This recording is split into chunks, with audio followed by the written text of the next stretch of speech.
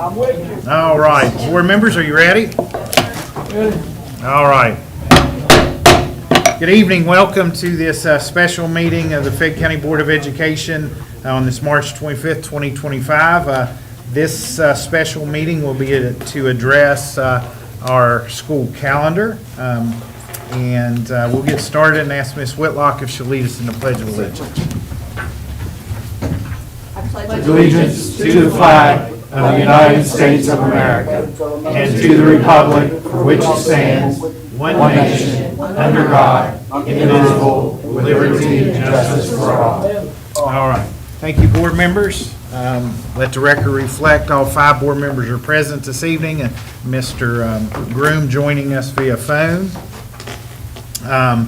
So we will get started with a review of the school calendar draft as Ms. Dowles has put together for us. And so Ms. Dowles, you have the floor. Okay. I have not received any public comments. The only change that was made from the last discussion on the first hearing was moving the first semester end date before Christmas break, which that would make the first semester ending on December the 19th, and then whenever we resume coming off of that break, January 5th would start the second semester. So that was the only comment and the only change made to the current proposed calendar. Make a general statement, because just so that the general public understands, even though you have a difference in the amount of days, as we had discussion, Coach pointed out to me something that I thought was appropriate.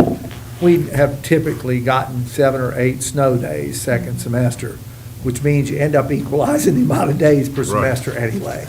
So it's a technicality that really is not a technicality. When you point it out and really think about it, it made a lot of sense, and it made sense getting that semester over with before. And I talked to our high school principals, and they all felt like that was the right move. So all's good. That's what the purpose of the hearings are.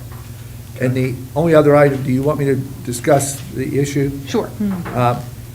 In a series of discussions that occurred this week, the issue of graduation came up for next year. Of course, Meadowbridge would like to remain on Saturday morning, the way they've done. That'll be, let me look at my calendar right so I don't quote that wrong. 30th. That'd be the 30th.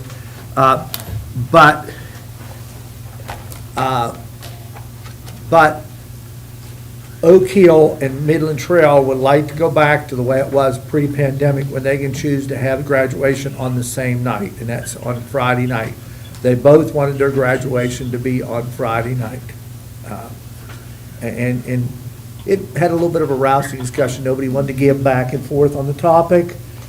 And we had done that, and in discussions with both of them, they have families that all want them on Friday night versus on Saturday. So I listened to both sides. I don't think you can win either way.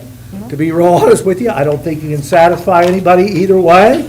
To be, from my perspective, no matter which way it goes, I think they both felt strongly they'd like to go back to the way when we permitted that to occur, and that went on for many years.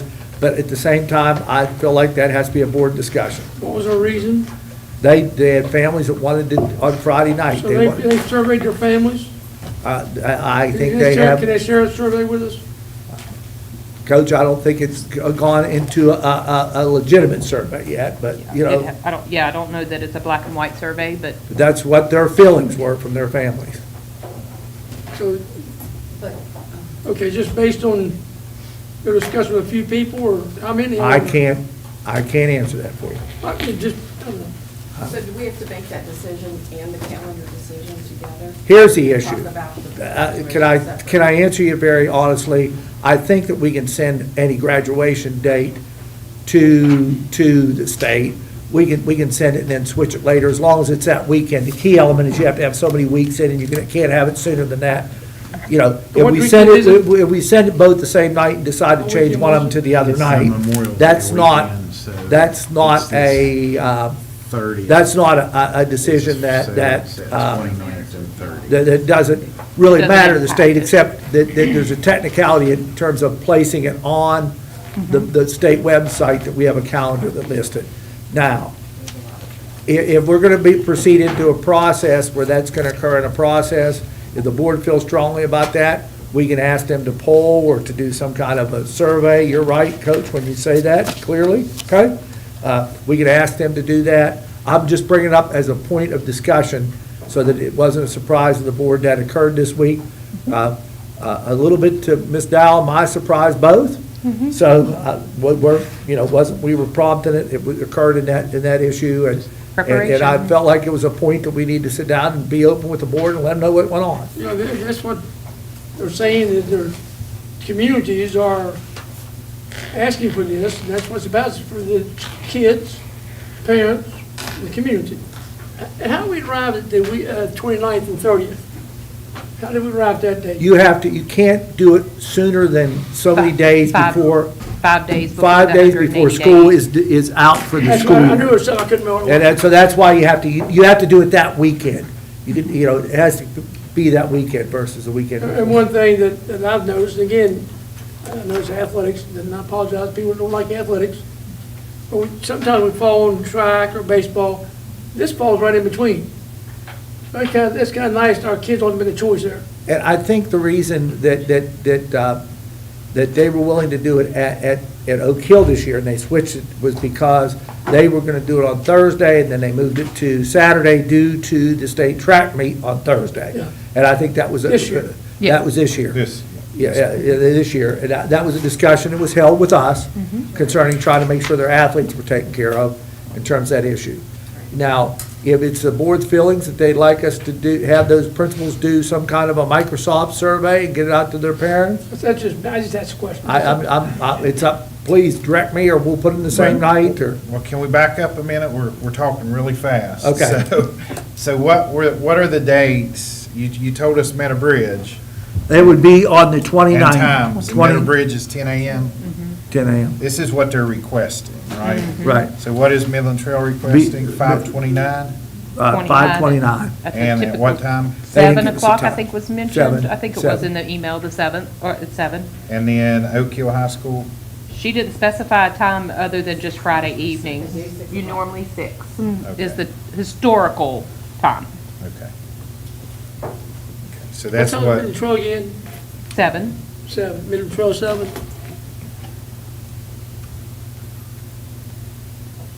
so that's what they're requesting. Okay. So Oak Hill Friday at 6.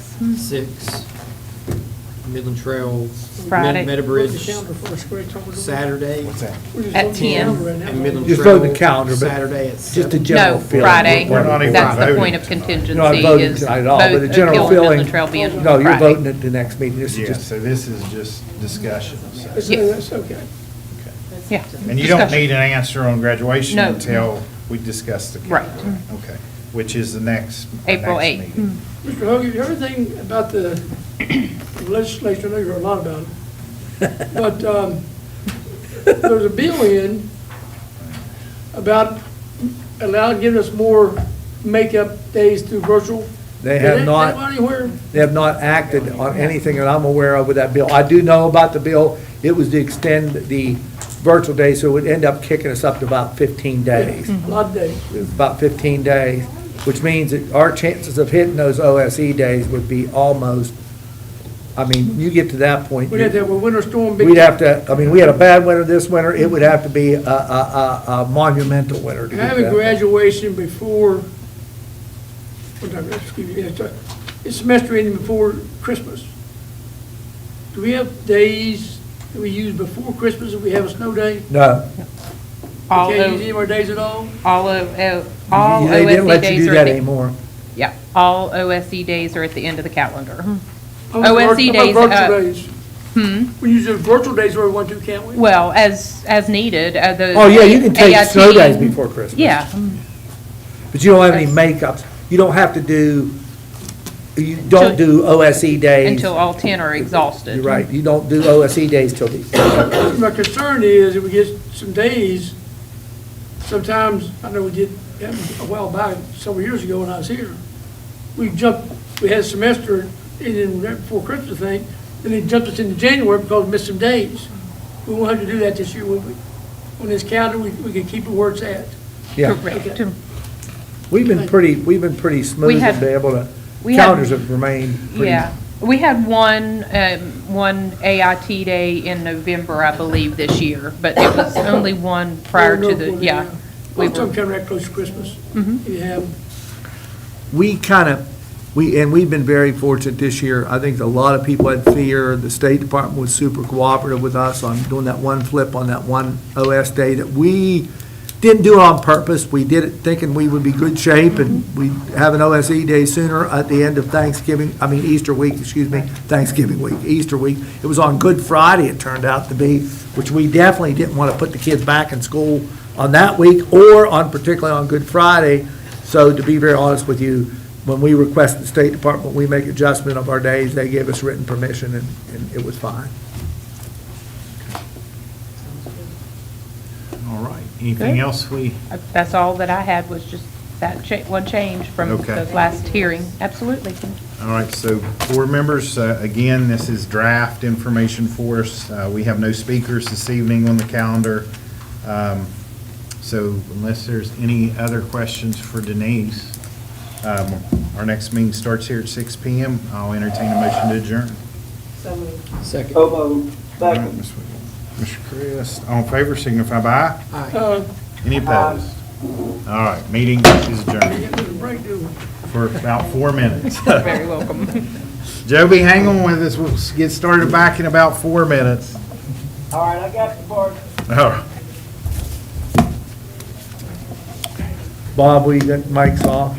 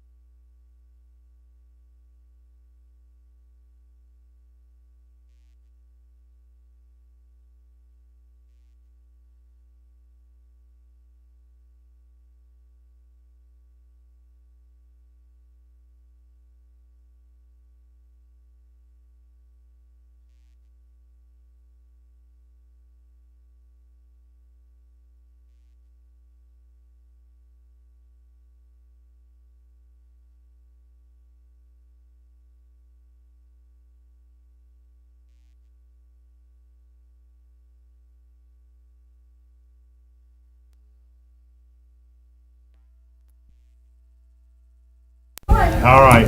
Hey, Coach, we were in a tornado drill today, and I was in the middle, and I got confused. No, I didn't really, but Amy left me right for the tornado to hit me, you know. Old man's on his own. All right, good evening again. Welcome back to our regular session tonight.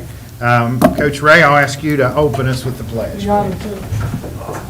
Allegiance to the flag of the United States of America and to the republic for which it stands, one nation, under God, indivisible, with liberty and justice for all. Thank you, Coach. Thank you, board members. Again, let the record reflect all 5 board members are participating. Mr. Groom via phone this evening. We have no public delegations or comments, so we'll get started with our recognitions and reports. And it's my privilege to invite up Esther Murray to come up and share our CODA annual report. So.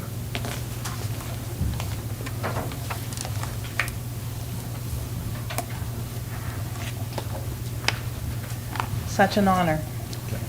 It's been an honor to work with you all for 12 years. How could it be? I do know my hair was a different color when I started. Yeah, mine too, mine too. So, So thank you, Mr. Gray, for inviting me, and thank you, all of you, for this amazing partnership. When I tell other people about it, they can't believe it. They just cannot believe what Fayette County Schools has done and how beautiful you've been to work with. So I just wanted to give a quick, since, we have Mr. Groom and Mr. Chris haven't been on the board as long, and just a quick background that in 2007, CODA started with my son and I organizing our first summer music camp. And we had it in a old cinder block building with rickety bunk beds, and nobody got paid, and that's how CODA started. And Charles was 16. So he went off to the Cleveland Institute of Music that year and kept coming back for the camp for about 3 years and started bringing back really cool people from Cleveland Institute of Music, and the camp ended up being a 2-week residential camp that drew faculty from all over the United States, and it ran about 11 years. It was pretty remarkable. And we couldn't fund it after that, and so we went to day camps, and now we have 4 weeks of day camps every summer. In 2013, Dr. Starcher wrote that grant to start an after-school program at Fayetteville Middle High, and that's how CODA started. We're now serving 3 schools in Fayette: Valley, Oak Hill Middle, and Fayetteville PK-8. And each week, as you can see from your handout, we do 10 programs at 7 locations. We are crazy. So that's a lot of teams and managers and coordination for sure. These programs include music, art, robotics, drones, sewing, and through our partnership, horticulture, hiking, disc golf, and bowling. We have the Pinheads Bowling Alley to ourselves every Monday, and it's well attended. It's really, really fun to bus kids from Oak Hill Middle over there, and other parents drive their kids there. Very joyful for the kids to be able to bowl weekly. In the last 6 years, and we've been better about gathering data in the last 6 years because the 21st Century Grant made us. So it's more specific, you might say. So I'll just give you the data from the last 6 years. There's been 2,620 students served, and we have exceeded the county averages, our students in ELA and math GSA scores. And in our partnership with you, we've served 16,842 meals. And thank you very much for that partnership. In 2016, we started our science, engineering, and robotics camps, which are popular. In 2023, CODA received the Changemaker Award from the Greater Kanawha Valley Foundation, which was quite an honor, and we were honored at the Clay Center stage. And that's what we want, is to make change, to make positive and much needed change. Our community is in crisis. West Virginia still ranks first in the nation for drug overdose mortality. The cycle of drugs and poverty impact education. I don't have to tell you that. It impacts the available workforce and the overall quality of life. In Fayette County, 28% of our children live in single-parent households. And this is the number that astounds me. 53.9% of grandparents in West Virginia, in Fayette County, are raising their grandkids. That's over half our grandparents. That means these children's parents are either in jail, on drugs, or dead. In West Virginia, almost a quarter of our children live in poverty, and food insecurity is far too common. 15% of people in Fayette County report frequent physical distress, while 22% report frequent mental distress. So our problems are complex and interwoven. Drugs produce poverty, neglect, and abuse. Neglect and abuse produce mental and emotional distress. These mental health challenges drive low performance in our schools and discourage our teachers. Our problems are interwoven. and so, I believe, are the answers. This is reflected in the first part of our mission statement.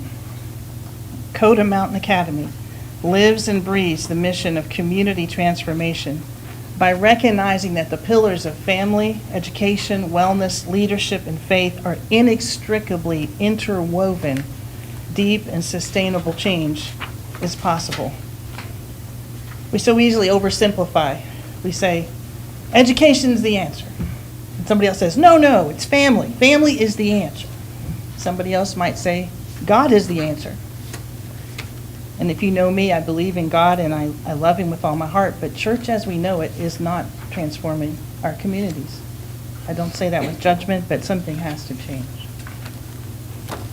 I was walking in the woods and I was just pondering in my heart, what is the true mission of CODA? This was about 3 years ago.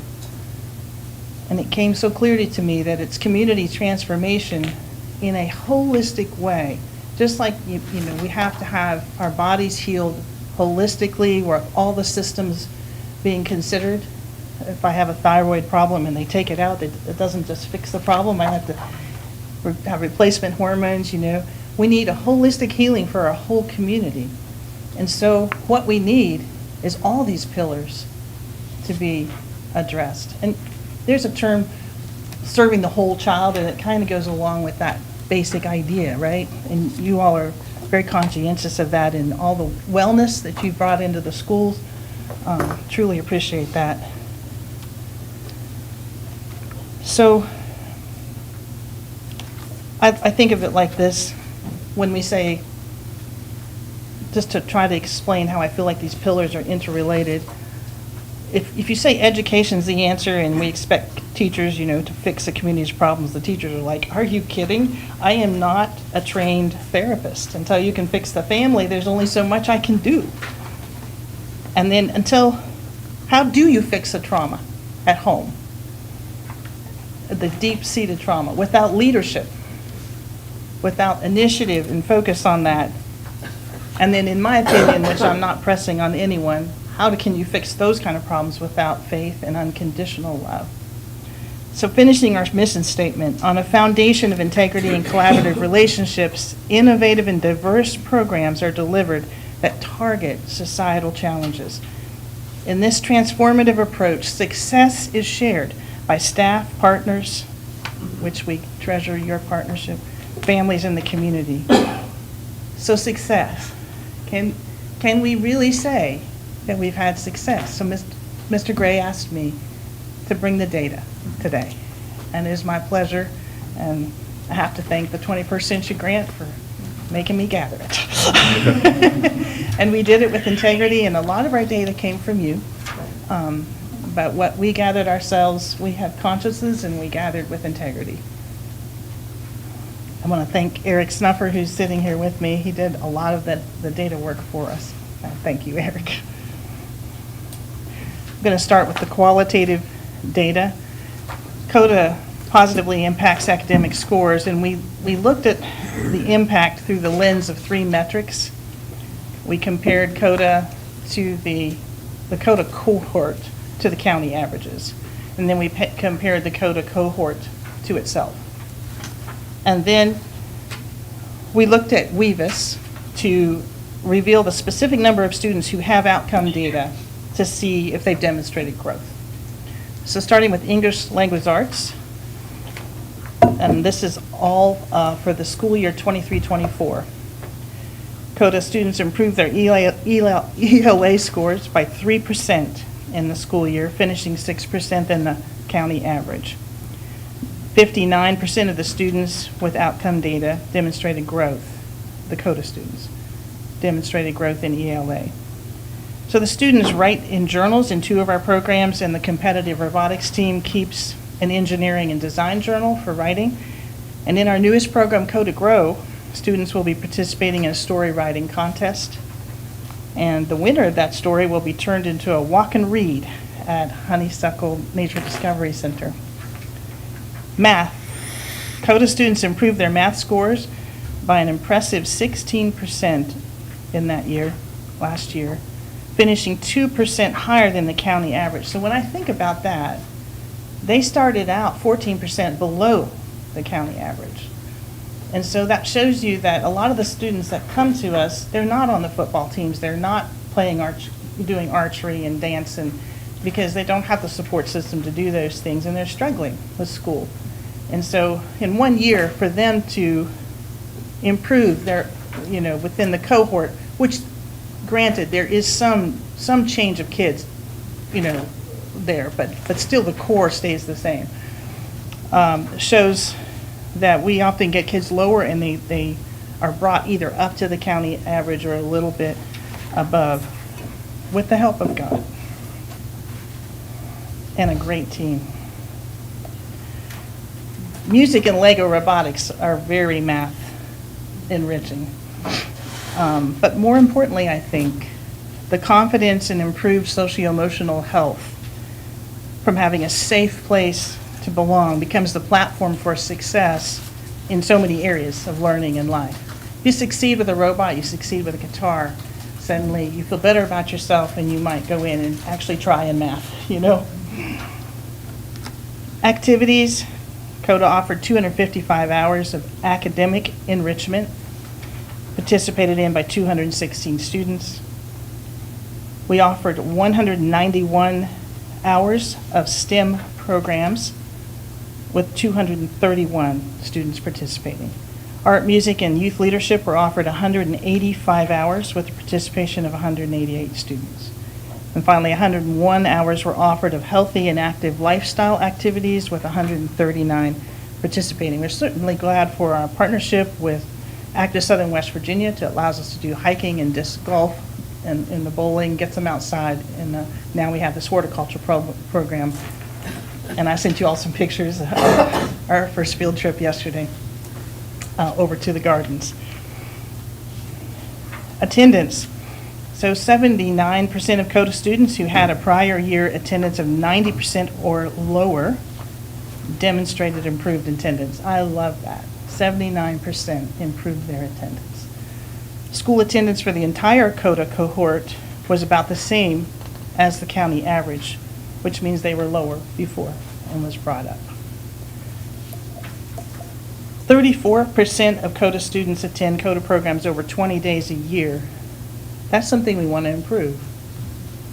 Retention of students remains a challenge. And I think many factors play into this, not the least of which is screen addiction, unstable home lives, and sometimes drama at school. CODA is continuing to explore solutions, so our staff now calls the parents or the guardians if the kid is gone for 2 weeks, or, as soon as they're gone 2 weeks, the parent gets a personal phone call from us. Hey, is Jane okay? Just checking in. And that's beginning to help. And we're also adding, for a while we were pretty stuck on Lego robotics, music, and art. And now we got like sewing and digital art and, horticulture and all these things. And so we're also trying to improve our retention rates by just kind of figuring out what kids are wanting. And it's beginning to make a difference. School perception, we use the ICE data for this, the integrated community engagement data that you all have graciously allowed to be gathered every year. So at Fayetteville PK8, where we have 3rd through 8th grade we serve the broadest span of grades, and we're there 4 days a week. So we have the most impact at Fayetteville PK8 because we serve more kids across more grades, more days. And in that school is 6 to 8% percentage points higher than the county in school perception, meaning that they have good feelings about school. At Oak Hill Middle School, our enrollment there is lower, and we're only there 3 days a week. We are still, the school is still 4 to 5 percentage points below the county average. That's not the CODA cohort itself, but the whole school. We would love to have more impact on that school, so we're working on it. Best, you just take one step at a time. Behavior referrals in the school year 23-24 blew us away. I had to send the numbers that you sent me to my vice president, Travis. is my math right? He's in the back, yeah, it's right. The CODA discipline referrals in 23-24 went down by 82% in the same year that the county average is nearly double. And so I felt like that spoke more deeply about what we're about than just about anything. Is that when there's less discipline referrals, it means there's less trauma, less angst, more security, more confidence, more safety, and then that's a platform for success in every other area. Family engagement, we surveyed 49 parents from Oak Hill Middle and Fayetteville PK8 during that same year. 59% of the parents said they gained a greater understanding of their child's gifts and personalities, trying to get the kids more interested, or the parents more interested in their kids, more engaged in their kids and their education. 53% said they had increased desire to be more intentional about developing their child through extracurricular activities, after-school programs, summer camps, private lessons, other community programs. 22% feel more connected to their child, and I love this one. 43% have more desire to unplug from their digital devices in order to spend more time with their child or their family. Demographics, 19% of the CODA cohort had disabilities, according to WEBIS. 19%, that surprised me. And income, the WEBIS data indicates that 60% of the CODA students who have data on economic status are disadvantaged economically, with household salaries of $35,000 or less. That's 60%. And that happens naturally. We don't block anyone from coming to CODA, kids from good homes that are stable and gifted come. But again, a lot of times there's kids that can't be part of other after-school programs, and this is and there maybe couldn't even possibly handle sports, don't have the money, don't have whatever. But this is something they can access, and they come to the cafeteria right after school. We feed them thanks to our partnership with you, and then, they get to take home a violin or a banjo, or have the robotics or the drones provided for them. And then they get busing home thanks to our partnership with you. So all the access barriers are gone. So the kids there's just nothing to stop them from coming. That's a lot of qualitative data. Your head's probably spinning, I know mine is. But what's really important is the quantitative data, and really where the rubber meets the road is, are these opportunities actually pivoting lives into a more promising future? I could have come in here today and impressed you pretty well with Lego robotics. Could have flown drones all over the room. Could have brought in a band. Got your feet tapping. But instead, I brought Dave Fisher. Because I think a life that has been touched and impacted, somebody as gifted as he is, as remarkable as he is even more impressive than any band I can bring in here. So Dave, would you come to the microphone, and thank you for being courageous enough to do this.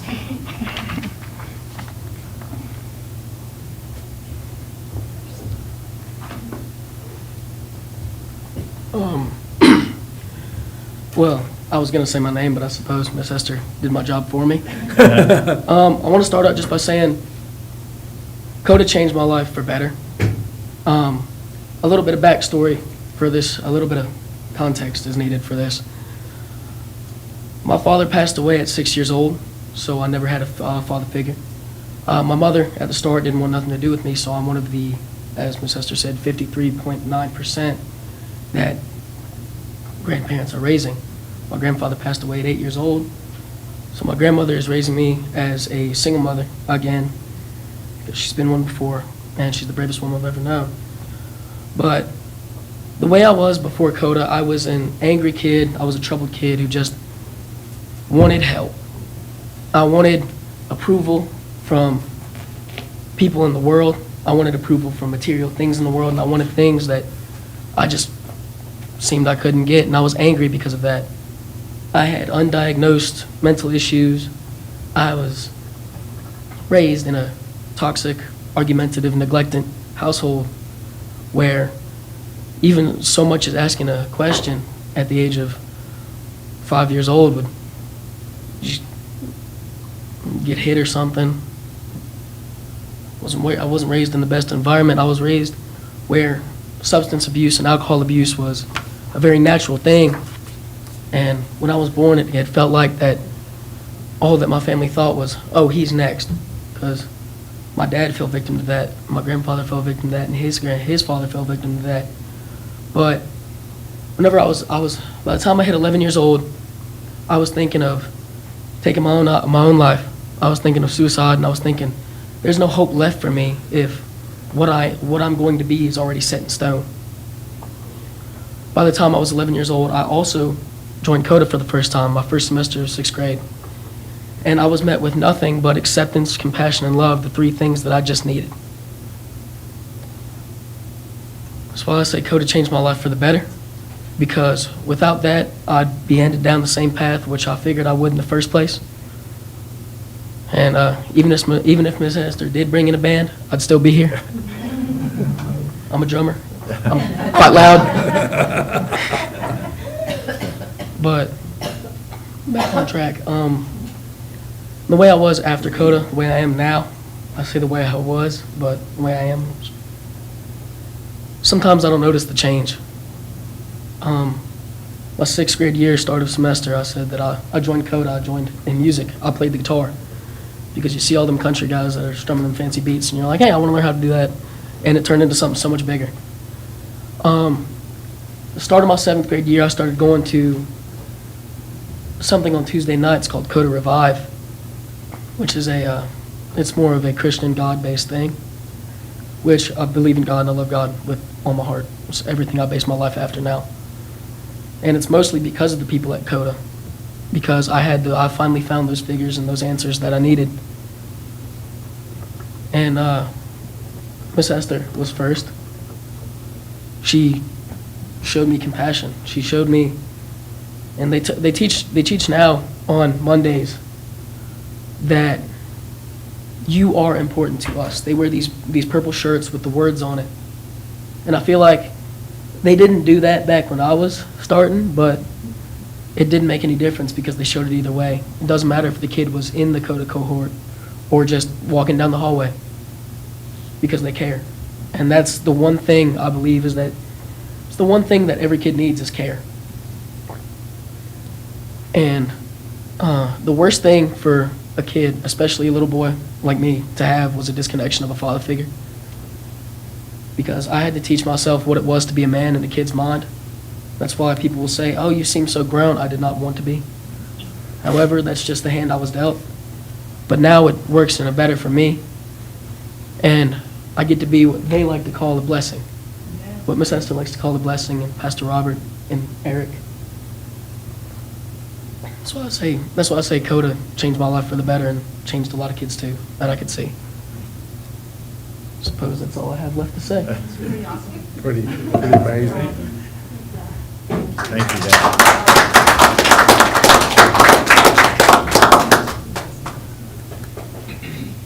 I really can't follow that. No need to. Okay, wait in there. All right. Well, thank you. I remember when CODA became part of Fayette County Schools, and I think our my first exposure to it was at Fayetteville Elementary School, right? Right. So, and I was taken by the music part of it first. I think at that point in time, and I loved to hear a violin, and you had a lot of stringed instruments and things like that. But I've watched and heard since then, testimonies like Dave shared with us of students that didn't feel like they belonged to the maybe what we would call mainstream pieces of our school system.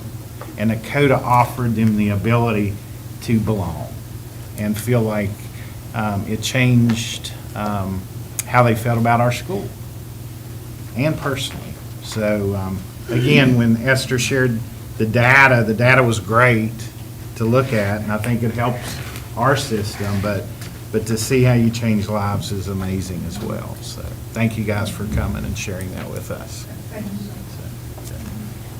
Board members, any questions? Well, we just appreciate you, that's for sure. And as always, I have to shamelessly pitch, I'm waiting for you to come north of the bridge.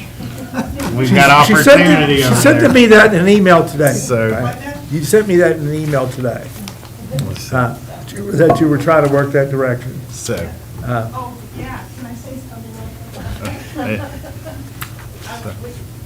We wouldn't be here without this lady. She took a lot of risks with us.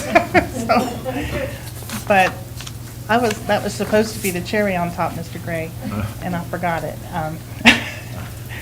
But the future plans that CODA has,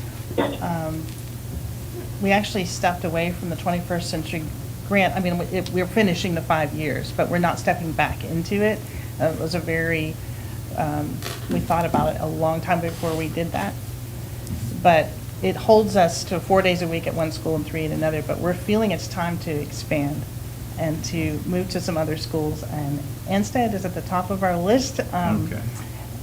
if at all possible. So we would love to start no later than spring of next year, depending on the funding, you know. So just thought you'd be glad to hear that. All right. Thank you for sharing that. So, good news. All right. Dave, that was very brave. Great Yeah. job. Thank you. All right, Ms. Kincaid Klein, you're up with our academics and achievement scorecards. If we could just allow the young gentleman who did such an outstanding job to shake all y'all's hand, I think that would be well received. It is the help of the 5 board members sitting here that does make CODA work very well. So it's important to acknowledge that fact, and we appreciate the fact that a student is here to say thank you. Appreciate you. I think the sky's the limit for you. That's true, we'll be watching you. What grade is he in? What grade is he in? Dave, what grade are you finishing up? Official grade good. 8th grade? Okay. Finishing 8th grade. See you at graduation someday.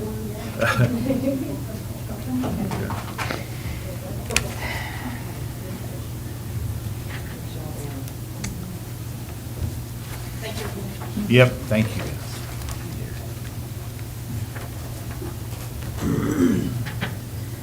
Okay, so that's really hard to follow. So I want to flip to page 2, following what they just said, to show you why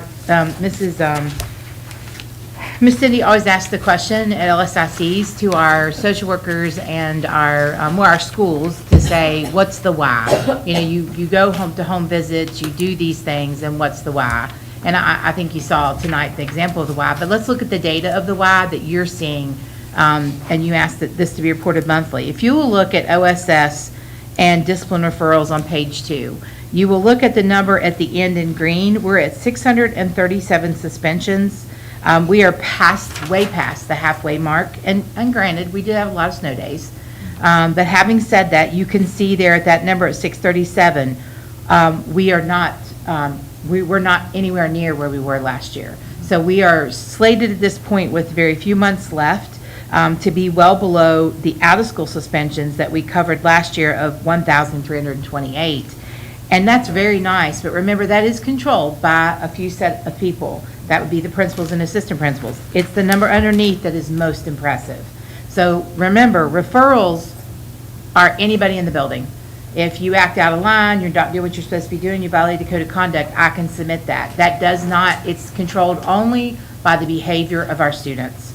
And you can see clearly that, again, sitting here, even though we have increased our numbers from January to February, you can see we're at 2,994, and the baseline is 5,362. We are definitely on track. And programs like CODA, being more engaged in the classroom, teachers who are taking the effort to really try to connect with children, that's what makes those numbers work. PBIS programs, different kinds of things that we try to tackle in Fayette County, and those are the outcomes, and those are the reasons why we ask for social workers and having those counselors do those jobs, because those children that you see listed there as numbers, those children spend a lot of time with our social workers, a lot of time with our counselors.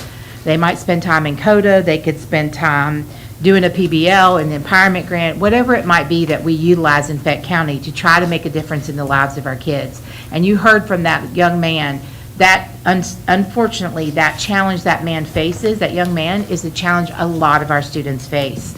And when they face those challenges, looking at this document, that most boards don't do, speaks to that. So we are not ignoring, you're not ignoring as a board that, hey, there's budget numbers in here and there's enrollment numbers in here and those relate to dollars, but at the end of the day, the true outcomes rely on page 2 that we consistently look at over and over again. Our attendance setting at 93.2%. We're staying really good numbers with that.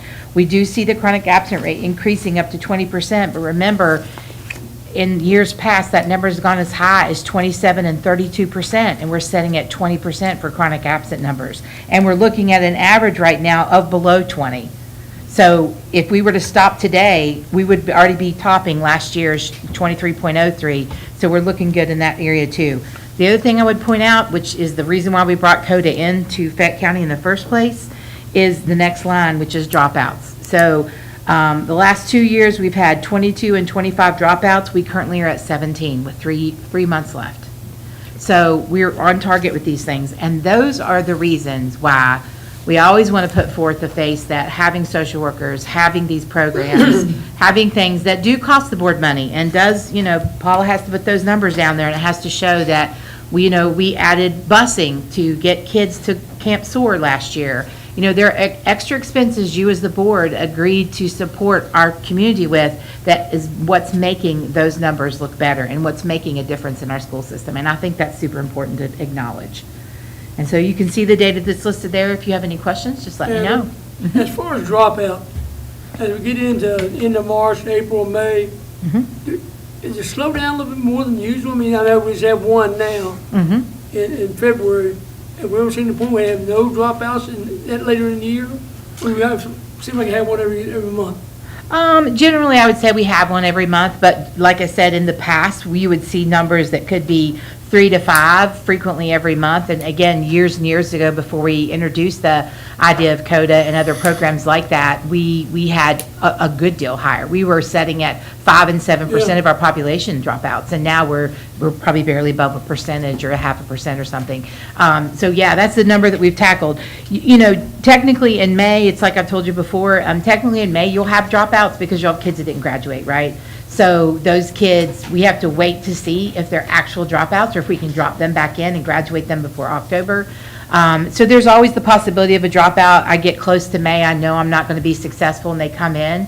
And that's where having someone like Mrs. Hedrick, who's been a principal, and in her case, she was a middle school principal and a previous high school counselor, she's really able to kind of get parents to realize that, this end of this part of the book of the chapter isn't the end of the book. There's another chapter behind that. So we might refer you to ABE to pick up your GED or whatever.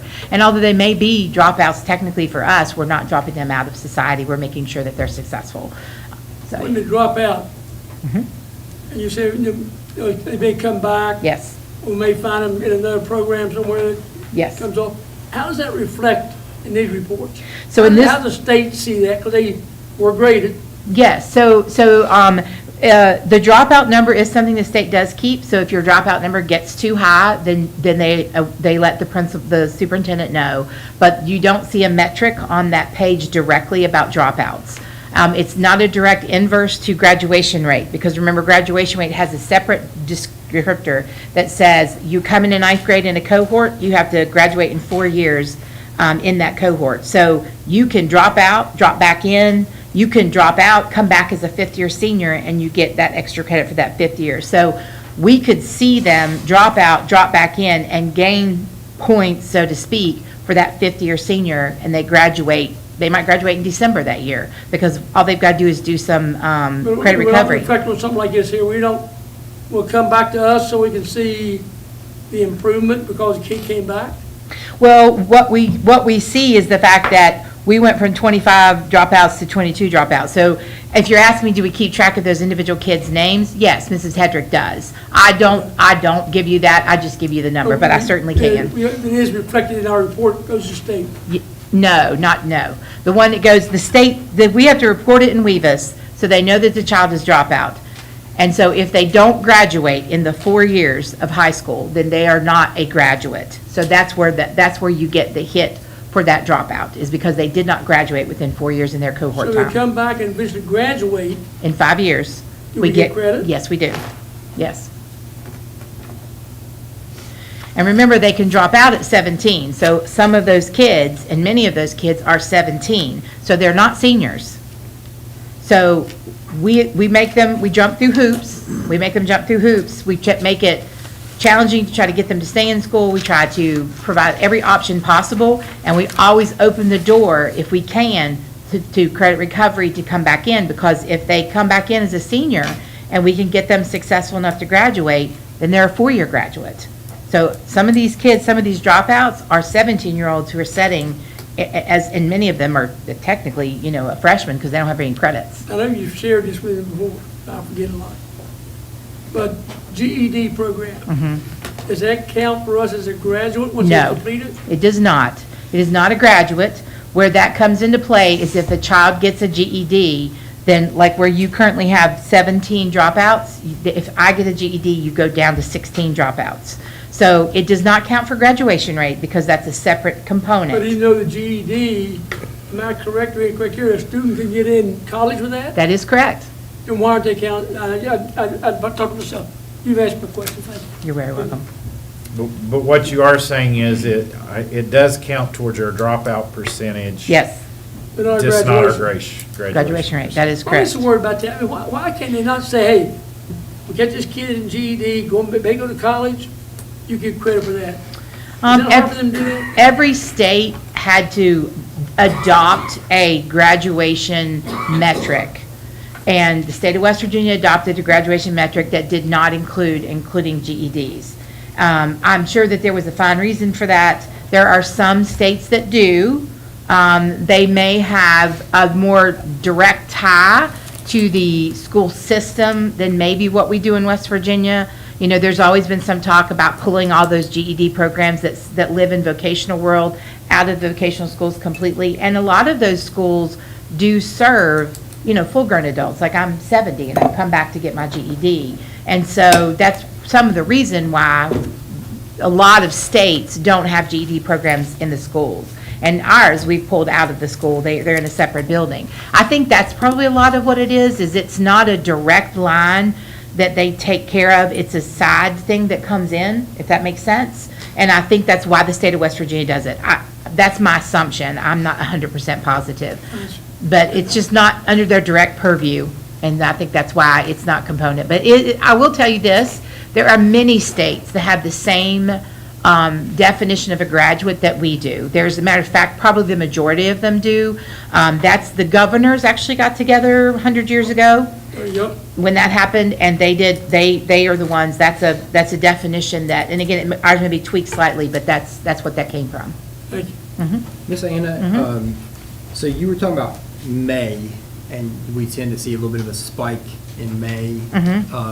So when I look at these numbers and I go, I'll start with August, 0 in August, 3 in September, 5 in October, 5 in November, 1 in December, 2 in January, 1 in February. Those 2 5s there in October and November just seem to be a much higher number.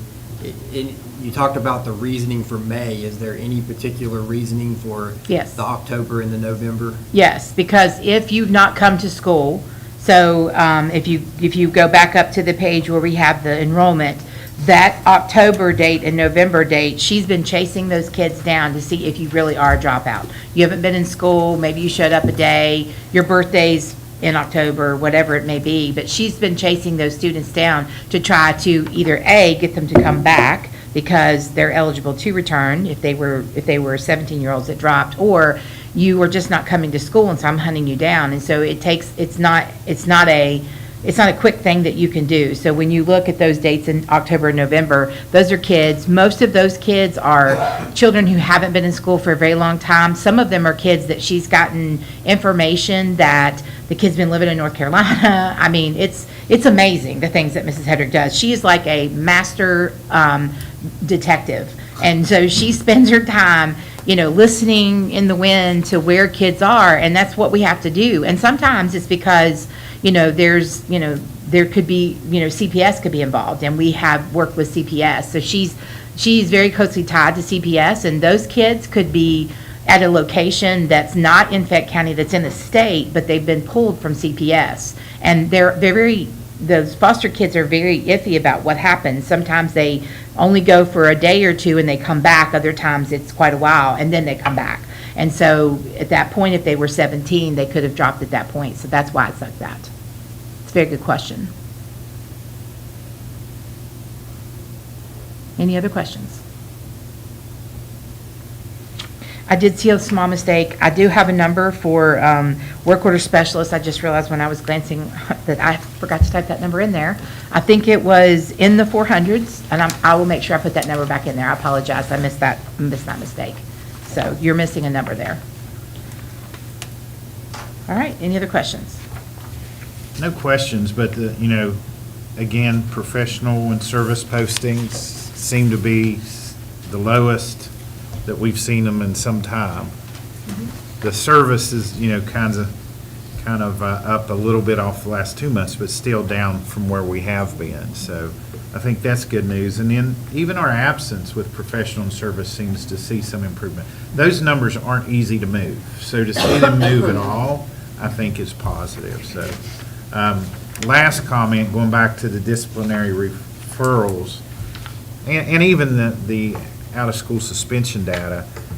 We heard at the LSIC meeting the other night, a student tell us that in their perception, their anecdotal data was that things look better as related to discipline at their school, right? We heard Jordan say that the other night, that there wasn't the same amount of fights and things going on. So I think that correlates nicely with the hard actual data we're looking at. So. I agree. Maybe a general comment too, and I've sat here for a long time, and I think the board has been probably the most consistent with discipline when we come to here. Our principals do have a really good mechanism when somebody doesn't comply after a period of time. Not only are we trying to meet the social emotional needs of our students to get them to that point, it also is, I think the message gets out very clearly. All the assistance we give students, which is important, but if you don't comply, they're not going to play with you. There's a consequence to not complying with, if you need help, we're here to give you help, we're here to give you assistance. But if you continually go down this pathway, our principals have mechanisms to be able to bring them to you and to follow. And I think Dawn's done a very good job with that. She's back there in the back, and Hi's back there most of the time. They've done a very good job with a line of information from the principals to her so that she knows. And, sometimes that upsets people, but the message gets out very quickly. Hey, they're good people. They care about you. We heard our young man David tonight talk about compassion, whatever program it may be, that somebody shows they love and care about you. But at the same time, it means you got to do your part too. So I'm appreciative of that. I'm appreciative of the board for taking their stance. All right, thank you, Ms. Thank you. Kincaid. Okay, moving to our minutes, agreements, and contracts, we have items 2113 through 2122, and we've got a mixture of some mostly final readings on policies. We've got one first reading, and then some contracts. So do you have a motion to accept? So moved. Thank you, Ms. Whitlock, and a second? Second. Mr. Christ, okay. And I'll open the floor for any questions or comments. Coach? I hate to go first. I hold the whole time, I try not to, I'll try to be brief. On the security officer, which I'm real pleased myself with what I'm seeing there, what we already got in place. Our policy, we're gonna say retired. Why do we have to say retired? I think it's important for retired because it gives them what we call LOCIA.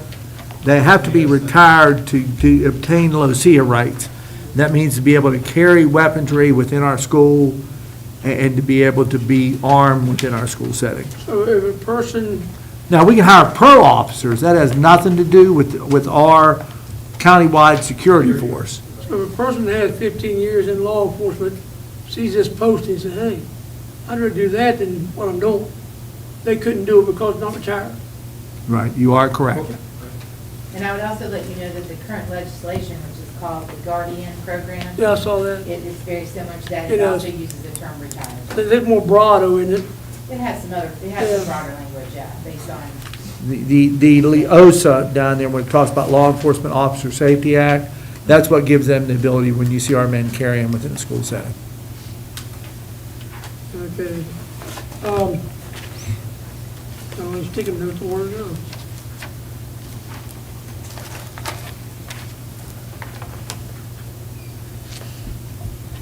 And, Mr. Hogan, on page 2 of the program study high school, 216. on the second page, third paragraph down, it's new, of any public, private, or homeschool. Explain that paragraph to me, if you would, please. What's that? Getting an apprentice. so in the vocational program, there has been a apprenticeship component. And initially, that program was designed more along the lines of, think about like I forgot what they're called, like when you want to be an electrician, journeyman's license, like that. So that's been where we've utilized something very similar to this. Over the course of time, in terms of kids who were involved with other types of vocational programs, the word apprenticeship became something that was like, well, maybe that's something we should look at kind of holistically. And so now we have the ability to have this youth apprenticeship program that the Department of Ed is going to create, because it's new, so it's a fledgling program that will allow the students to be able to apprenticeship under, so instead of living under the house of all things FIT, they may be an apprenticeship, the program may sign them on to another location someplace else, and this policy allows them to do that. So there will be guidelines that the State Department will put into play for that. This specifically says private, homeschool, Yes,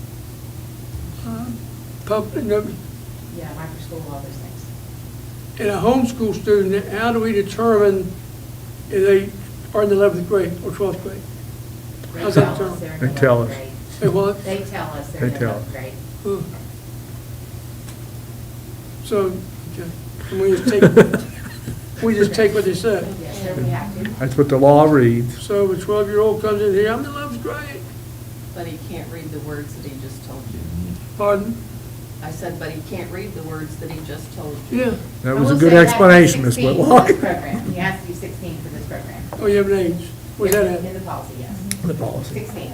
16 years, 15 years, okay, well, let's get that, so that's your birth certificate. Yeah, yes. I'm being a little facetious, I apologize. Okay. I would also point out the word districts in there. I missed that one. I apologize. I am going to have to change the word district to get there. I got off that kick.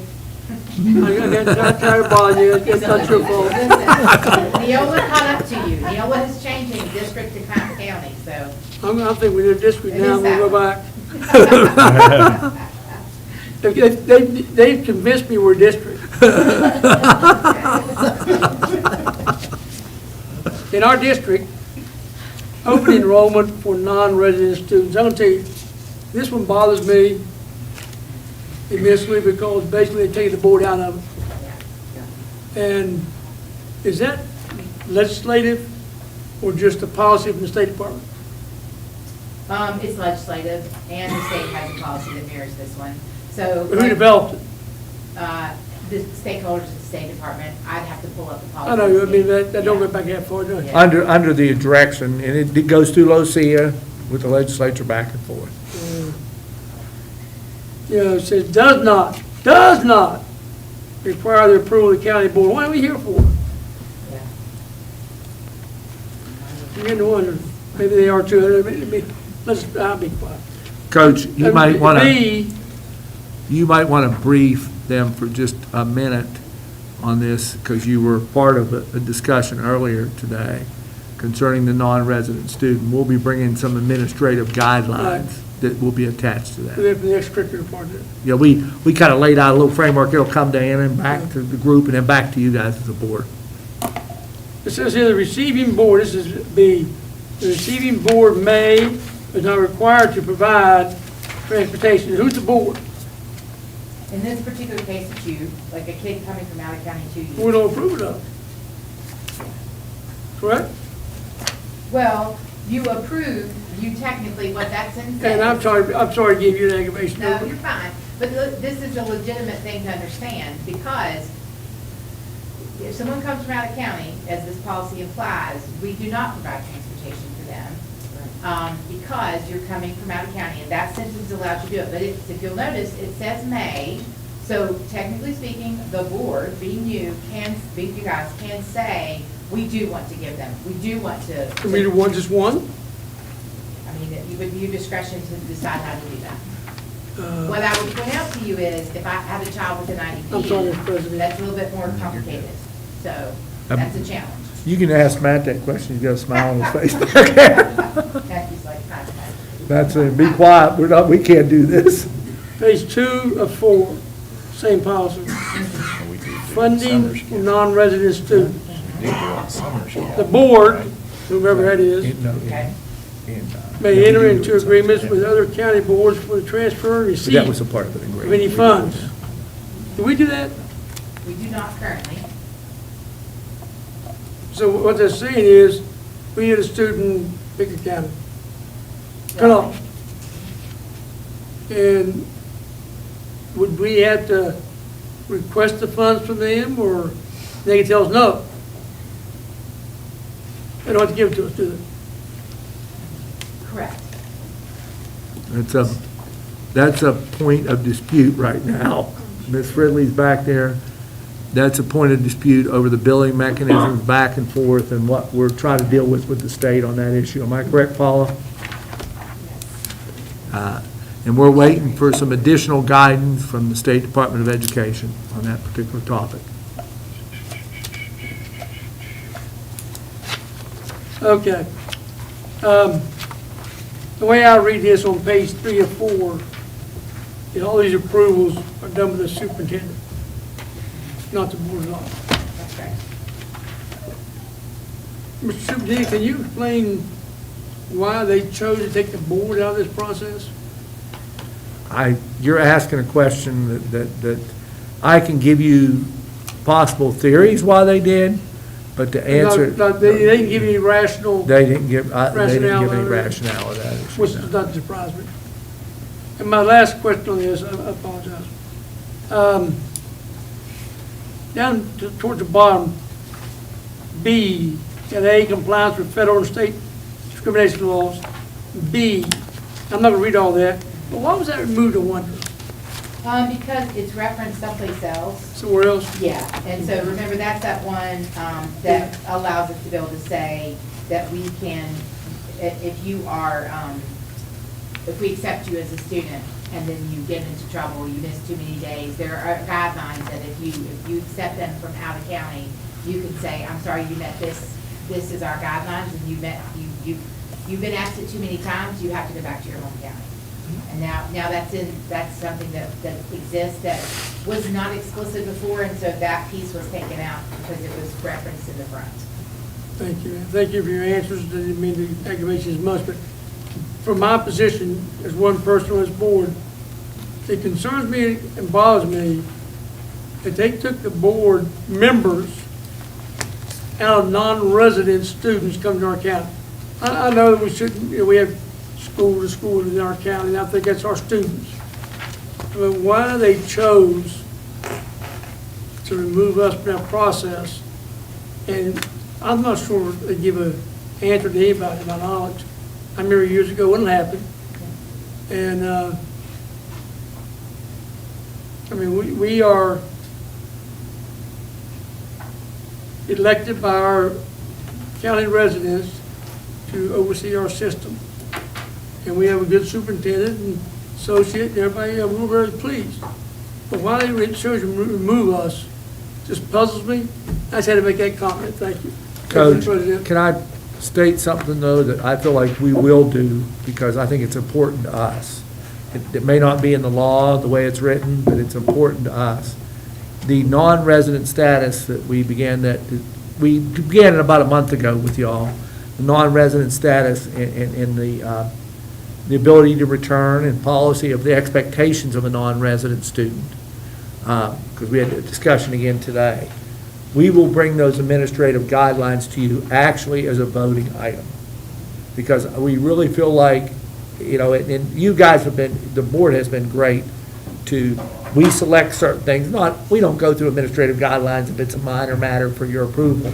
But if we feel like it's a matter like that involves students coming, students being removed because they didn't do what they were supposed to do, we're going to make sure that you have an opportunity to see those guidelines and tweak them with us and get some input with us on that topic. So we want the board to know that there are guidelines that we are pretty close to completing. I think Anna has to go through them with Cynthia, and she'll tweak some of the things we talked about today based on the input we got, because we had principals in that meeting and other things, and bring them back to you all as a board and say, okay, these are the administrative guidelines. This is how we're going to handle non-resident students. You know, one thing I'd like to say, I think Anna worked on, when I first came on the board, maybe a couple years afterwards, if I'm not mistaken, we didn't used to have the ability to deny someone that had been expelled or whatever. And I know you checked it quite a bit. And I read this policy now, we don't accept them until their term is up on that. Term And is I up. think, if I read it kind of correctly, you can, if the students had disciplinary issues, you can deny them entrance. Is that Yes, correct? that's correct. In the last year, if they were level 3 or level Yeah. 4, this policy. Yeah, and we have. Yes. that they So I'm could glad to not see accept that, them. at We least did. they listened to something. Yeah. And it was upheld by the state. Yeah. The parent did, argue that you should take the child, and the state did uphold But it. I'm glad to see that, thank you. And one, since we're on this part here, Mr. Payton, just a quick question, Tim. The paving, is there certain projects in particular you have to deal with, or it doesn't include the Urban Trail, does it? No, I mean, the elementary school, no, that's not part of that project. That would be. just different schools will do paving and stuff? Yeah, most of these schools are on the Oak Hill campus. Okay, because Midland or Meadow Bridge is going to be paved next month. That's part of the project. That'll be complete then. We did some repairs at Fayetteville, at Valley. Yeah, I when knew we had finished up that. The FEMA project down there. Fayetteville didn't need any repairs. Right now, it's still in really good shape. But there are a lot of repairs. Winter was really tough on our campuses, but. I was driving around a few, But Midland- I'm sorry. With the Midland Trail, a few of them in Oak Hill, between Oak Hill gymnasium area and the tennis courts. That's What's, on the top what of was it. there? that's a major problem. What was there? There were some holes there were some, the road.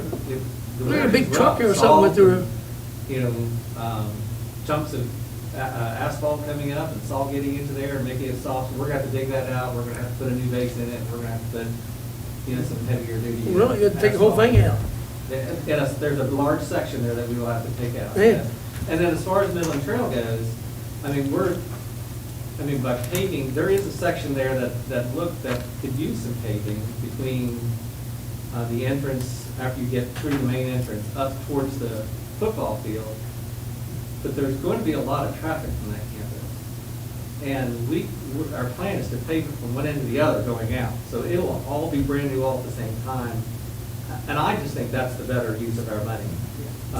Now, we're going to have to do some things, and I say we. the contractors know that they're gonna have to do some things to take care of that parking lot, so it doesn't get too bad, over the next year and a half or so while we're building the school, and building the baseball field, the softball field, things like that. So, I may have missed you saying this, but that's okay? here it is, going in and out. A big area between the VOTEC and the high school, Yes. is that project ever gonna be able It to, would take about, right, in today's dollars, that's about $500,000. that's what I was project. afraid of. Just It'd be nice to that see that, but I'm parking afraid of that. lot. I mean, you all can, if you all want to paved, but I just think we have better things to do with our money. I'm not sure it's necessary right now, it'd be nice sometime in the future. I send Chris Goodson out there a couple of times a year with the gravel, and, we try to make it as smooth as we can, again, and just, keep it as nice as we can, but it's a gravel parking lot. Yeah, So, and we did the same thing at Meadow Bridge this past weekend, actually. We spent some time down there working on their big gravel parking lot on the elementary side. The winter time has been rough on it, we've been, smoothed it out a little bit here and there, but we needed a day where no one was on it. So Saturday, we spent some time down there doing that. And it won't, So we're it's gonna be just- done with that here shortly. Yeah, it's still gonna be like an auxiliary parking area. Gotcha. A parking area that we can still use, and maybe sometime in the future, if we just have more money, we it's know. just what nice to have the do, space, so it, Yeah, exactly. More money we know what to do with. Yeah. Not But, quite I sure mean, we'll ever be there. That's a nice statement there, Tim. The other thing is, and you're gonna get questioned about it, is, the courtyard or the work yard, and the interior of the Fayette Institute of Technology, that's kind of rough in places. But there is a water line that needs to be replaced there from the access road to the building, okay, all the way through that area. And we're still, coming up with a plan for that, and it needs to be done. I'm hopeful that we can do it this summer.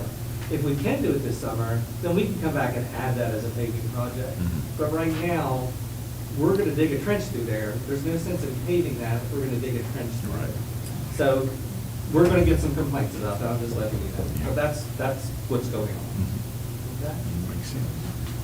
So, thank you, Tim. you're welcome.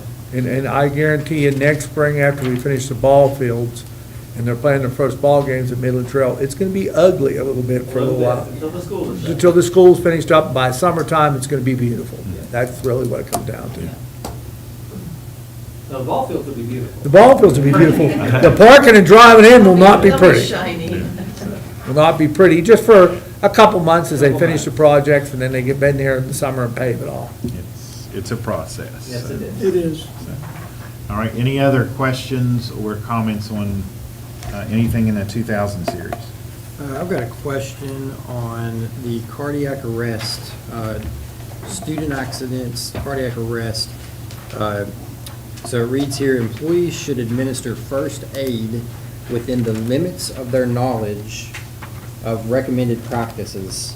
All employees should make an effort to increase their understanding of the proper steps to be taken in the event of an accident.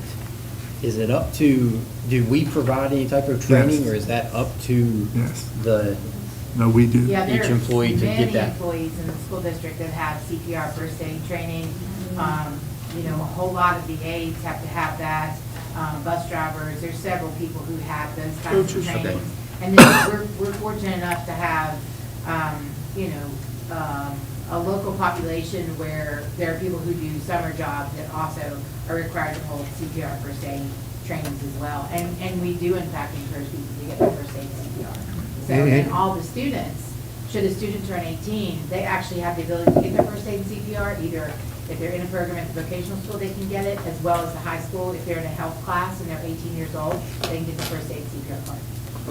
And several of our principals have done that with their entire staff. Several have, yes. And they've done it with their entire staff. All right, any other questions or comments?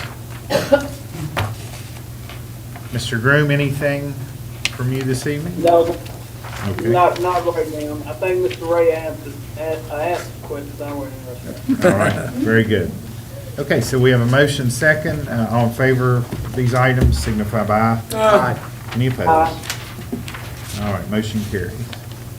Okay, moving past our consent, we don't have any items in the 3000 series.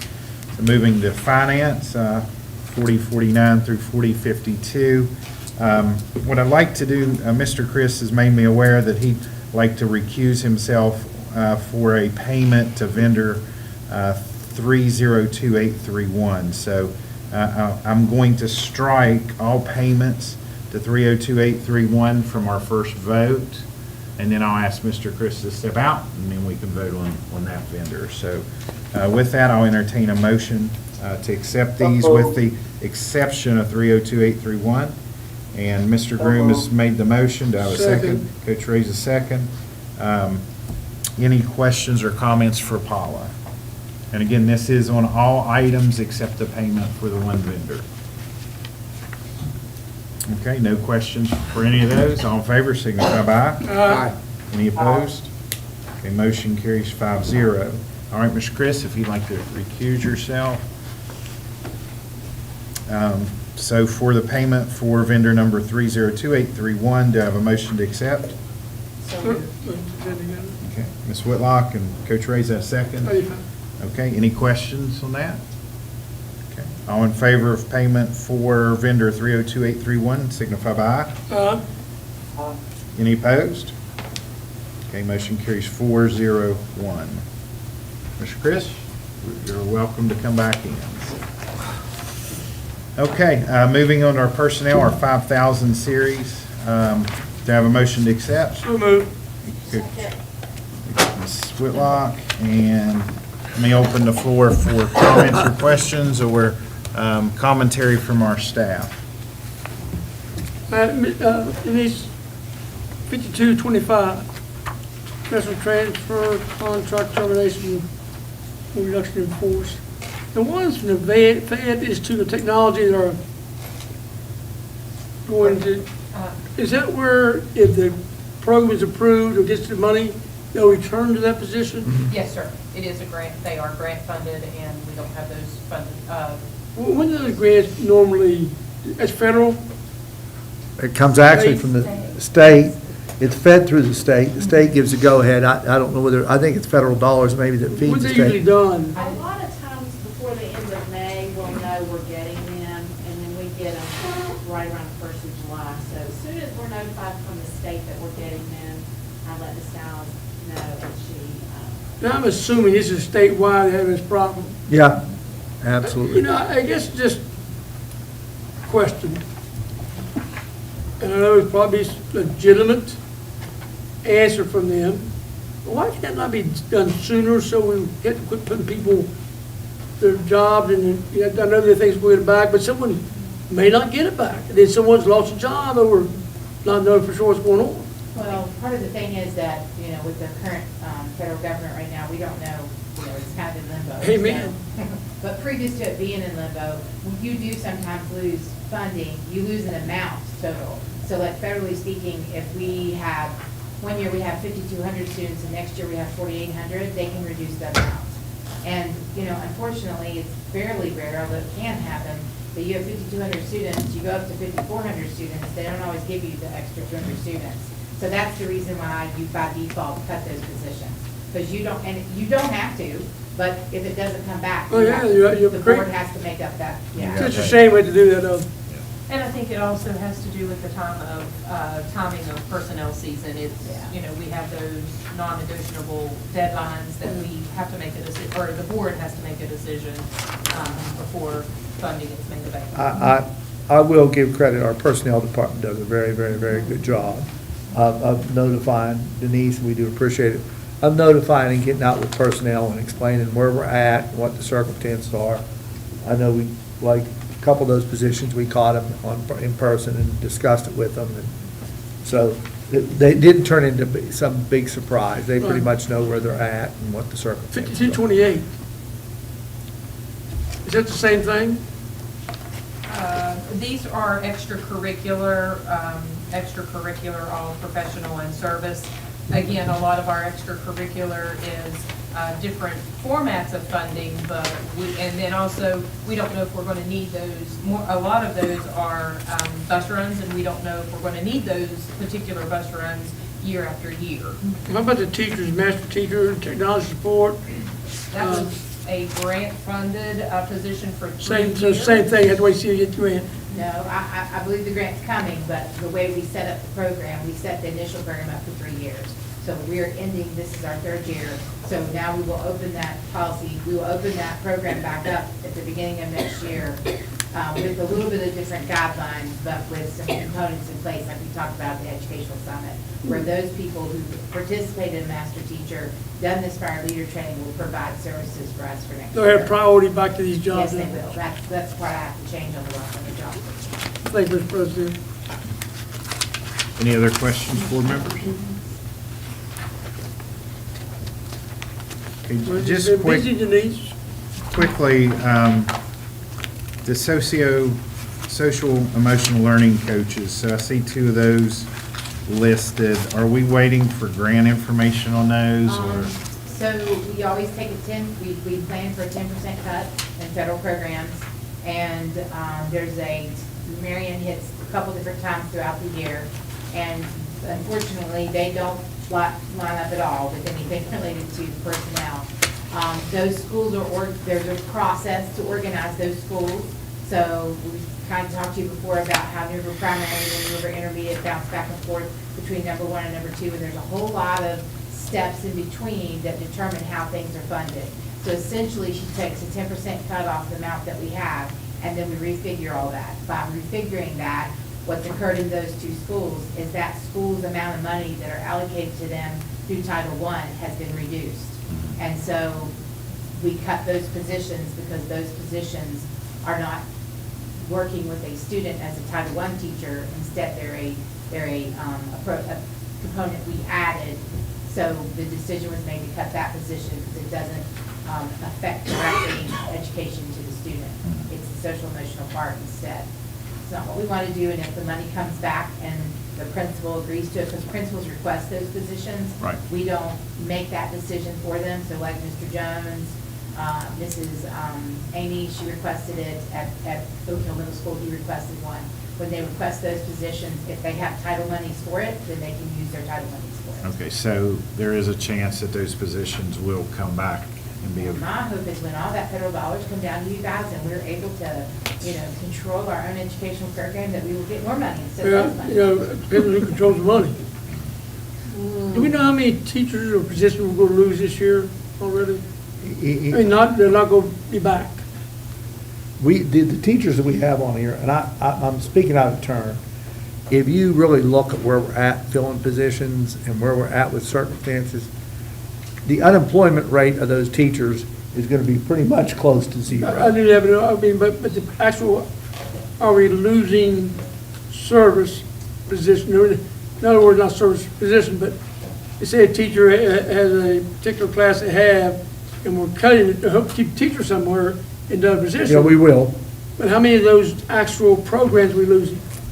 I don't think, We are, what he just asked about is something we're losing that's hurting. I mean, I'm not going to. Social emotional coaches, yeah. Those social emotional coaches are typically social workers, and those are Yeah, we keep positions. those. Again, remember, I've leveraged that money all along, and when you still are picking up another social worker that we're going to place in a high school, but I do have social workers in those schools, so I'm not going without a social worker, and that person doesn't have to be a social worker, because one of them isn't. One of them is Ms. Vargo, and Ms. Vargo is she's a teacher that took that, and, we utilized her to way. So yeah, it does hurt to lose those positions, but they are federally funded, and, it is upon them paying you. But that's kind of scary. Or you agreeing to pick up the tab for that, which we're happy to let you do that, if that's what you choose to do. The federal dollars is kind of scary to me. Thank you. Thank you, Denise. All right, any other questions on personnel?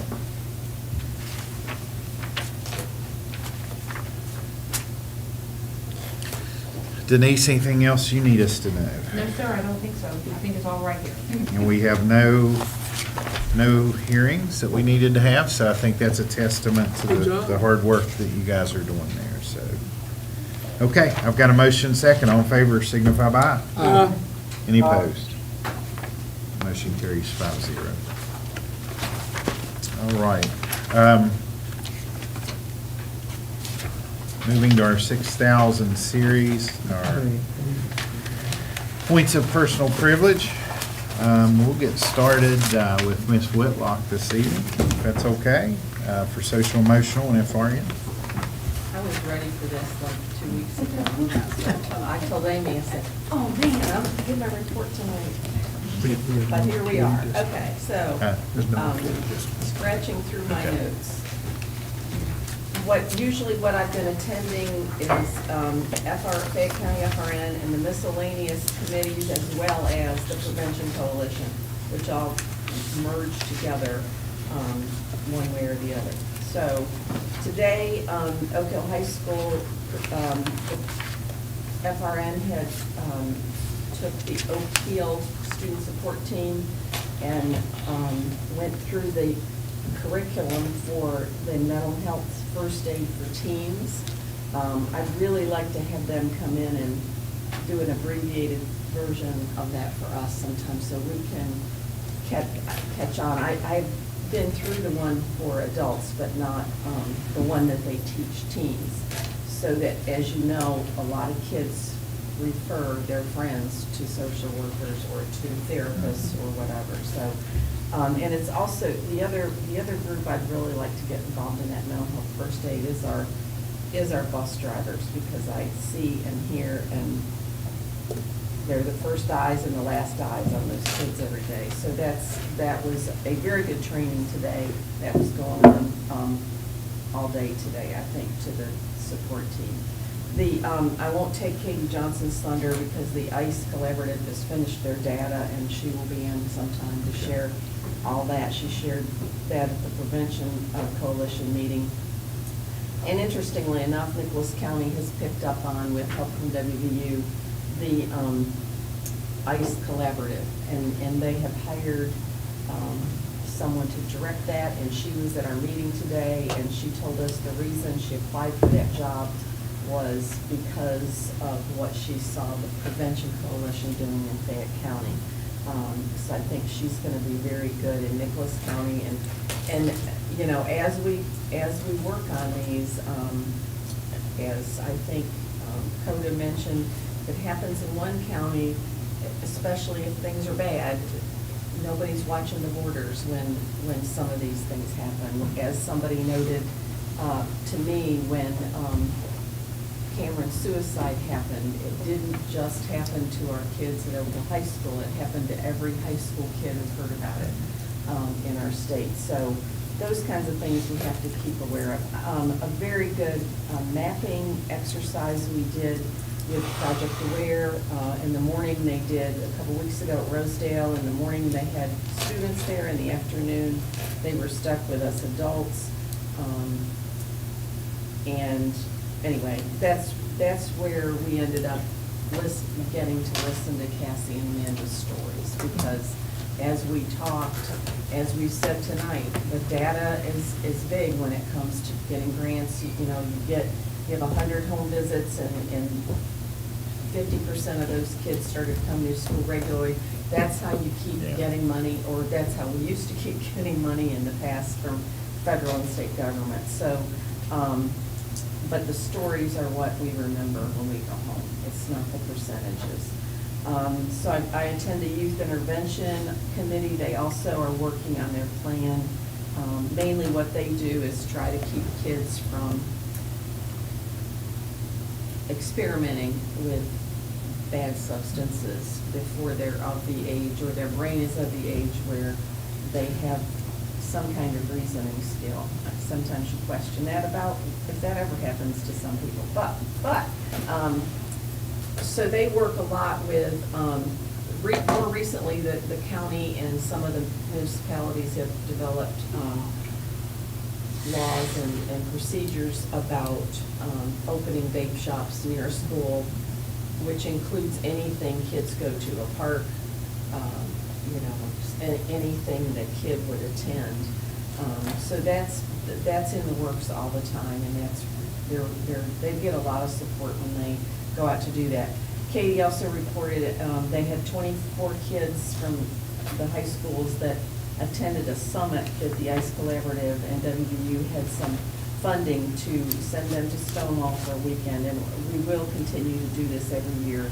not necessarily in such an elaborate trip to get there. But part of this is that some of these kids never get to go anywhere like that. So the kids were trained, and I probably said this maybe in our big session that we had, but the kids were, all of the kids left there trained to do read aloud, and they're all like so psyched to go into the schools and actually read to their peers. But what was the most interesting thing about that, of course, you know, I've heard this a million times and you all know it, but, you know, you go to school, you learn to read. At third grade, you read to learn from then on. And so that's instilled in the read aloud program. So what happened was Sue read One Fish, what is it, Red Fish, Blue Fish, whatever, to the kids. And then she would read and then demonstrate why you did it this way. And then they all had books, and each kid read to the other kids. And these are high school kids. And then as she was reading the book, she got to the part where it was their turn. She put the book down, and they were like, "You're not going to read the rest of the book? What happens? You know, what happens to the bluefish or whatever?" So those kinds of things are just, you know, the kids will be more interested in school. That, you know, they'll instill hopefully their excitement for reading with other kids. I think those kinds of things are very important to social emotional learning. And I think I said this too before, I've said this to a lot of people, I think that what they would like to see is more education about parenting for themselves and for their parents. And then in this weekend, they had the opportunity to write grants for whatever they thought. And of the 3 grants that were written, they're gonna fund 2 of them. And the kids got to grant write in a format that's required. We had a parent engagement night for Oak Hill Middle and Oak Hill High School last week at River Convention Center. And, you know, it's a good thing, bad thing. So one couple attended, and I think it was one of the teacher's parents, but it was not. So the staff of Oak Hill High School, the core staff that does social emotional, which is the principal, they set up to do a session on live grades and those kinds of things. Everything you need to know, or we think they need to know. And no parents showed up. Well, there was a home baseball game in Oak Hill. You know, it was a beautiful day. You just don't get people to come inside. But what happened was all the vendors that attended, FMRS, myself, the coalition, hospice, all the staff that attended from the 2 schools, they became the audience. So everything they planned to do, they did anyway. Rhonda did her thing, and we did the data walk with Katie. We went through the whole thing, and it was, nobody left, nobody minded. The vendors all had good questions. One of the hospice folks was very interested in why we don't do this in Raleigh County, why we don't do this more in other counties. So it was still a very solid learning experience. Because we did teach a lot of the people that were there about what we do and those kinds of things. And I brought some handouts, I'll put them out later, that we got today at the Prevention Coalition. A very interesting one to me was the how we teach prevention and why we teach it the way that we do. So I'll hand those out later. And we're looking, the last thing on the FRN is that we're looking for somebody to take over team court for Diane. And there isn't enough money to hire somebody full-time, but we're looking either a stipend situation or some way, hopefully maybe a teacher would be interested in doing this kind of work. But Diane is going to let team court go in one of her 4 full-time jobs, and hopefully we'll find somebody else to continue that program, because I think it's valuable. Team Court, the Prevention Coalition, the team group that's associated with the FRN, and Carrie does a 4-H leadership group. She has like 40 kids in that. All 3 of those groups at one time or another during the legislative session so far have gone to a legislative day for whatever. The WVJ was one of them. Anyway, they've been to several, and got to meet with legislators, a lot of them talked to them about the discretionary money that they had, which I was, where is that coming from? But supposedly senators have 75,000 each in discretionary funds, and then the House has 25, is that right? I may be wrong, but I was trying to do math in my head because I see you doing it here. How many senators do we have and how many $75,000 is that and how could that affect PEIA or whatever? But anyway, so these kids were pretty straightforward with what they told what we needed in Fayette County. So they really, a lot of these kids have really learned, like Daniel has, or David, to speak in front of people and speak up for what they want and what they need. And so many of them, for other people they see who need. And I think that's another lesson that we see by developing these kind of traits in our kids. Thank you. All right. Thank you, Ms. Whitlock. Great updates. All right, Mr. Groom, anything to share on safety and operations? Yes, sir. The WVU Extension, the Energy Express, they are now doing their interviews. They have enough people to fill the positions at Valley. They're doing interviews right now. And also, JR is going to different schools in our county doing some teaching projects. He's at Fayetteville pre-K through 8 this week, and everything seems to be going pretty good in that line. Now, one thing that I did want to mention to the board, just pretty much just a comment. We know that according to the emails Mr. Brown has been sending us out, that there are like 153 different bills or policies out there that's going to affect education. But there's a couple that I looked at, and that's House Bill 2187, which they seem to be pushing pretty hard about allowing administrators, teachers, service people to carry guns in school. Just a comment on that, I think, just my opinion, you put more guns in school, I think you create more opportunities for something bad to happen. But again, that's just my opinion. But I think it's something as a board we're going to have to pay close attention to. I know that Rob Cunningham has spoken to all of our superintendents about, talking to our PIT principals and people like that about this gun situation. But anyway, I think it's something we need to think long and hard about and pray about, in my opinion. The other bill, that House Bill 2515, which will allow teachers to, from kindergarten to sixth grade, to remove students with extreme behavior and discipline issues. I think that's going to have to be thought through a little bit better, because when you move these kids, where are you going to put them? What are you going to do with them? I didn't see anything in those proposals that talked about what they were going to do with these kids when they do remove them.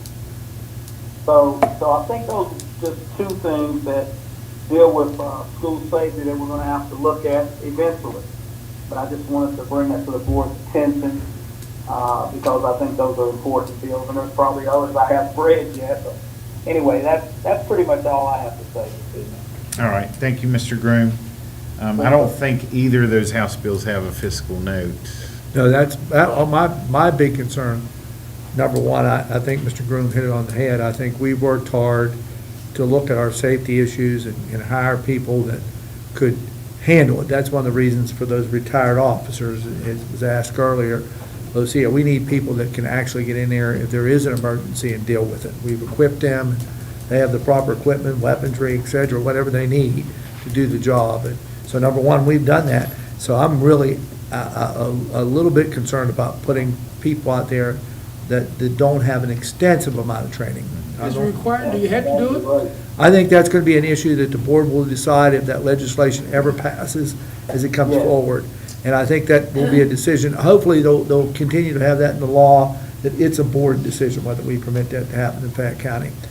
In the second, I see when they voted on it here, I think March the 10th, there was 42 for and 3 against. But So, you know, we need to stay on top of that one because, you know, we don't know who they're gonna put guns on.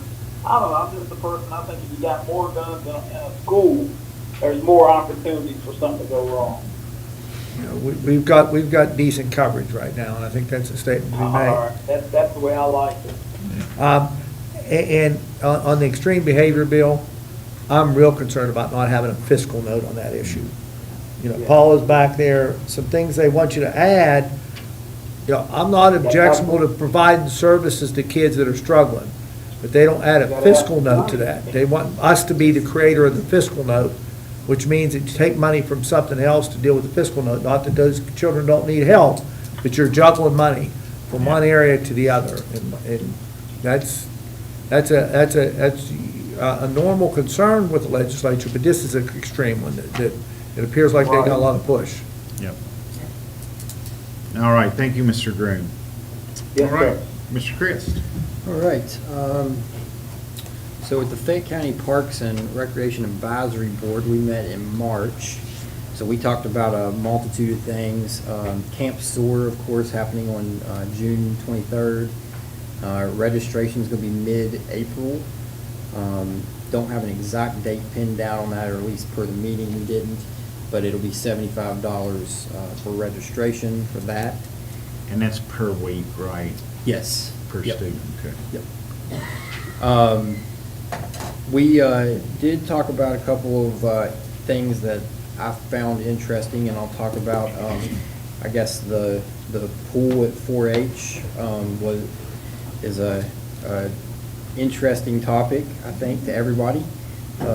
And I guess the $1,000,000 question, literally, is what needs to be done to get that open. So we talked about that, and then another thing that I thought was interesting is the bathhouse at 4-H. So when we're doing 4-H camp, there are 4 stalls for literally hundreds of girls there, and so you guys can imagine the issues that causes during that event. And so talking about coming up with a solution for replacing the bathhouse was something that we talked about there. Also talked about a water pressure project that they'll be doing there at 4-H as well.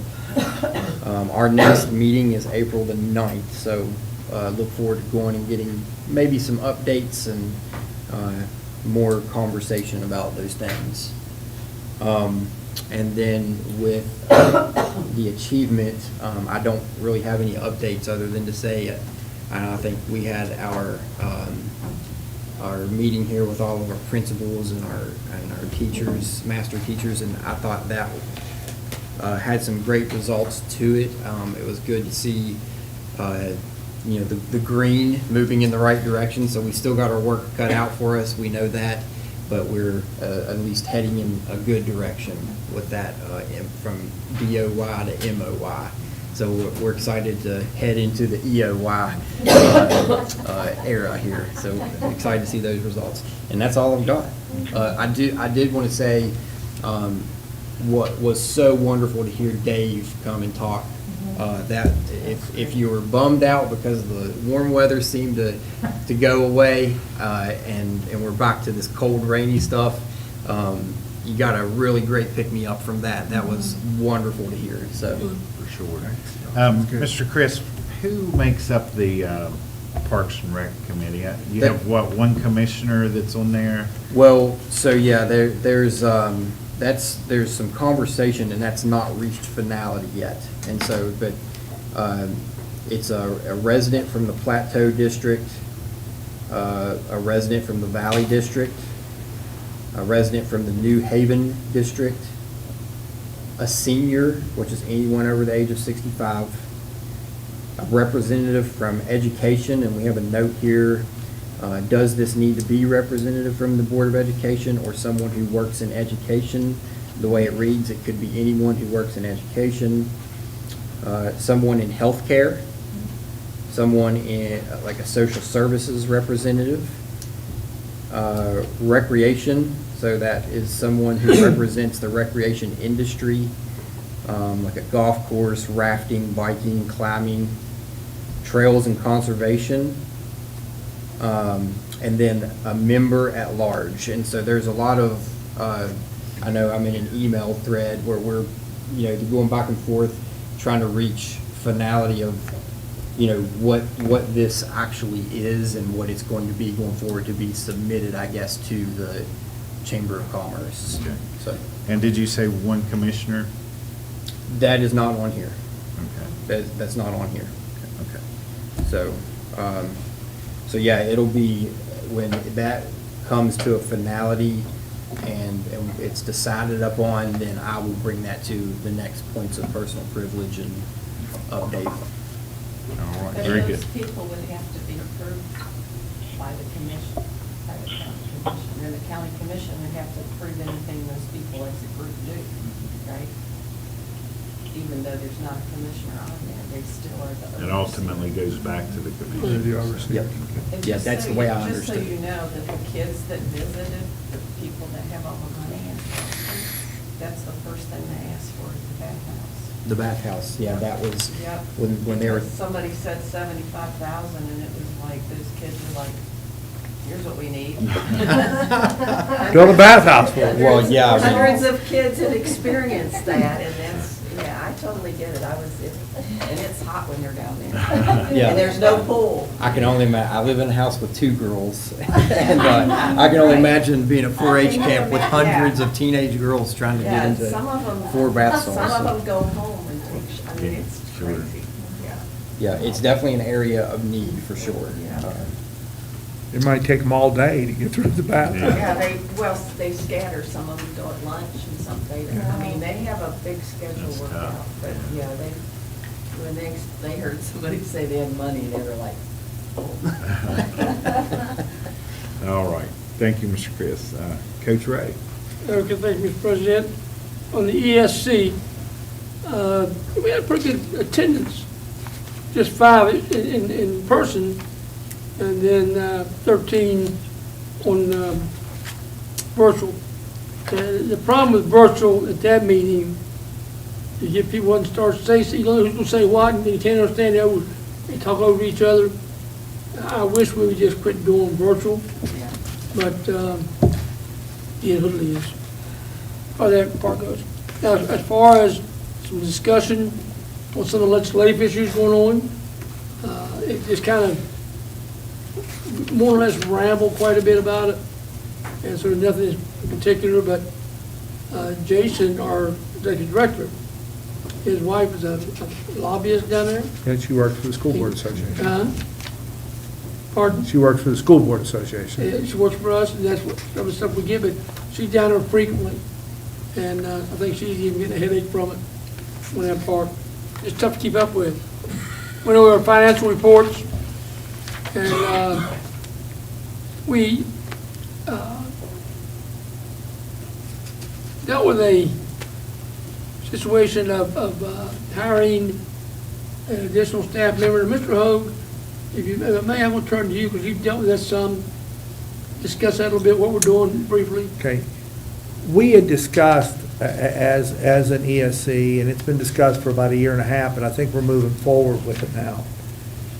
Hiring an educational PD person to work with ESC. Now, I think what we're looking for is somebody who's done that for school systems, but is retired now, because we do not want to hire a full-time person till you see the need. If we hire somebody at an hourly rate for so many hours a week, and you don't have that need, then you don't have to deal with that. You don't want to commit a large salary.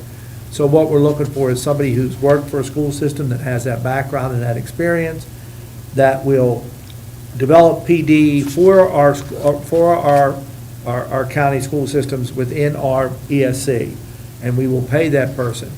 The only thing is developing what those needs are.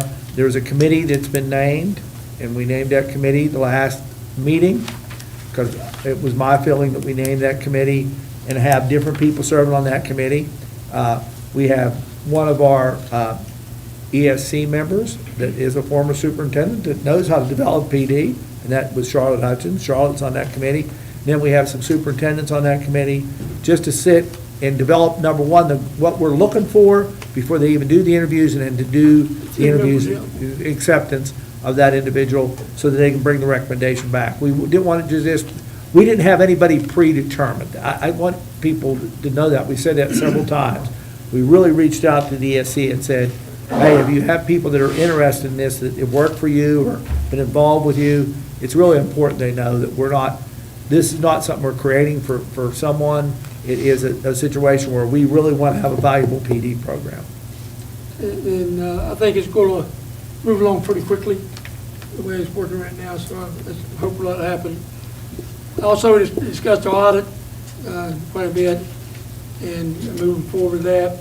The one thing that concerned me a little bit is that we have the public service training group, I think it was 2 staff members, and the state has chosen to not going to fund that, and it's going to end at this time, March 31st. They're not going to fund it after this year. And we're working to try to get at least to the end of the period of June 30th. But Jason does not feel very confident it'll be funded after that. Am I correct on that, Mr. Hall? Yeah, Monday, a letter was delivered to the department just on behalf of the ESC, because the department has made that decision through the guidance of the Office of Emergency Management to pull that funding at this point.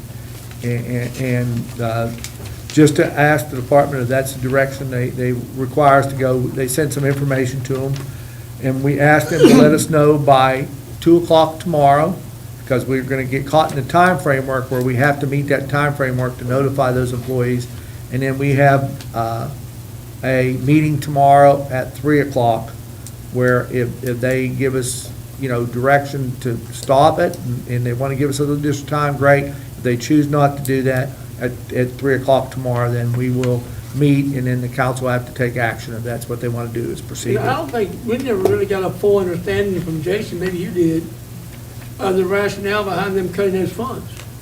It had to do with audits that were done by OEM, again, a category that us in education don't deal with on a regular Right. basis, so please do not think this is an educationally related issue at No. all. It's a public service issue, and concern whether proper paperwork was done with them or whatever the circumstances were. I think there was evidence that maybe some of it was done and the audit wasn't correct in Jason's eyes. But either way, back and forth, we can't find ourselves, we don't direct OEM, we can't find ourselves as an ESC to assume OEM responsibilities or what the West Virginia Department of Education tells us not to do. If they choose to do that tomorrow, we will proceed with the actions of the council. I would assume that we will proceed with action, because that's assuming a financial liability that I'm not sure we want to proceed with. Right. And one thing, I gave a school board report, talked about our end of the year training, May the 3rd, at the Stonewall. Also, we had some discussion about the reports that Jim has given us, and they're very helpful as far as keeping up with what's going on in the legislature. And then our principals training that is done with the ESC will be done July 31st and August the 1st at Tamarack right now. So we got that part. And now, as far as the extracurricular meeting, we have one today. Several topics come up. I missed the first couple topics. I had to take my wife to the doctor, and then I was on the phone with the group for a short period, and I came in. I actually showed up. We talked about administrators as coaches. Didn't really get a good feeling. I don't feel from most of the group, or from the principals in the meeting, and myself, as far as how that would work. So I'm not sure it'll be more ongoing discussion, or if today kind of brought some closure to it. We'll find out more later on. Talk about some policies. I was absent from that. Is there anything in particular, Mr. Hogue, you want to show that? Number one, the beginning part of that policy issue has to do with students at school for attendance purposes. Right. If you aren't at school in the morning, now, we got some guidelines, and the board will see those guidelines. Please do not think that we're hiding those guidelines from y'all. Working on them. We developed those, and you'll come to you as an administrative guideline. If a student isn't at school in the morning due to a funeral or due to a doctor's appointment, or even if they're not there all day because they've got a long doctor's appointment, say, for example, up at West Virginia University, we have lots of people that travel that far, they will be excused, and it's fine, and they can go to practice that night or to a game, because those are viable reasons. But if you're not at school on time, and you're not doing those other things without some viable reason, and a viable reason that we accept, because we're putting some guidelines behind it, you cannot practice or play that evening. We've clarified that several times, I think, but we want to re-clarify that, and I think our group was making sure that that was clarified with our principals now, because we want consistency throughout the system. It's about keeping a focus on the academic end as well as the athletic end, and making sure that academic end had some strength. So that was a pretty, I don't think we had any objection. No. I think we came to some conclusions. Some of it's common sense. Now, we said things like there's going to be an exception to that, but it's got to be an exception that your principal can justify. You know, your dad has a heart attack and he's taken to the hospital in the middle of the night and you're going with your mom and it's 2 o'clock in the morning. Well, we might consider that as a viable exception. But you got to be careful that everything is not an exception. And that's exactly where we're at with the Right, issue. and the biggest problem too is if we have a student that has attendance problems anyway. And we gotta make sure that we communicate with our coaches and the staff, that we don't want these kids out there thinking they miss half a day of school on their own and then come in and practice or play. And Cynthia did a good job. Excellent job. Excellent job. We had Cynthia in there to do an excellent job of that issue, which I was appreciative of. And in addition, you get the resident, non-resident policies is what we did under policies too. And those are things we're going to bring to you. We discussed those a little bit, just to get the input of the group. It was a good group to put it before. It doesn't mean that they controlled that. It was more of input with those issues, so that as administrative guidelines are developed, we have 3 principals in there and an assistant principal, and we have coaches in there, and lots of these kids want to transfer for athletics and other things. It kind of makes a good group as a sounding board. And what was the count of coaches? I missed that part of it also. I just looked over the coaches list. Paula did a very good job of updating us today. She provided a great spreadsheet for us, just so we know how many coaches we have for each sport, so that they had those in front of them. And then in the process of that, we brought Miss Denise Dow in today. Everybody had to come into meetings. We excused her for the beginning part of the meeting, but we asked her to come in as an advisor to talk about the hiring of coaches. And you might want to get into that, Coach, because you were in there. You know, as far as, especially I call them citizen coaches, SSAC coaches, how you want to do it. But a lot of the times, the coach, the principal wants to bring someone before us to hire or approve, and they haven't got all the paperwork done because they waited to the last minute. And the SSAC, as I explained, and I think it's still the same way, so say, for example, you have a class going on into March. It's not for the spring sports, because you can't get all the work done. Can't get the paperwork done and the background check. That's what they're doing it then for the fall. Many people that want to coach, non-educated coaches, they need to make sure they get the training way before the season they want to coach for, to be, recommended or whatever. And they're not doing it. And then they get mad because they can't get on the field, they hadn't been approved, so I think it'll be pretty clear today. Yeah, and Denise will have some guidelines that she's developing, because she had shared some of those thoughts with me, and that's why I invited her to come to the extracurricular committee today, because that was an item on there anyway. We talked about coaches, some guidelines, so that, there's no use in asking for a volunteer assistant coach the day the season starts, because it's going to be 4 or 5 more weeks before we can even get to any point of getting the certification, then bringing it aboard for approval. Right. They need to do some planning ahead of time, and we want to give our principals guidance. And we talked about inventorying coaches. so that you knew, you talked to your coaches 6 months in advance for a sport and say, are you going to still coach this year? Let's try to, let's not do this last minute cancellation kind of thing. And then the other thing too, that I've had kind of a hard, I don't be careful how I say this. They wanted to bring up about additional coaching for football. And I've kind of had a different position on that. And so when I say they, the principals and the coaches in there would like to take another look at how we allow number-wise football coaches. Now, one thing that I said, the way I feel, is I don't want to look at hiring someone or proving somebody as principal, one, just because someone else has that number. I play somewhere, they talk about a competitive balance, that's fine. What we're going to look for is, why do you need additional coaches? Is it a safety issue? And so we have a committee, some principals, and a coach, I think the athletic director, they're going to look at coming back to us, rationale, a position of why if we need to add some additional coaches there. And if it's a safety and instruction, then I may have to back up on my position on that myself. I'm one person in the committee. I'm one person that votes here. That's it. So whatever they come with, even though I do not particularly like what it does, doesn't mean it doesn't get approved. But I'm kind of taking a different look at it now. And I think that we need to be open-minded. I need to be open-minded in what they're trying to get. But again, football has really changed over the years. It's changed a great deal.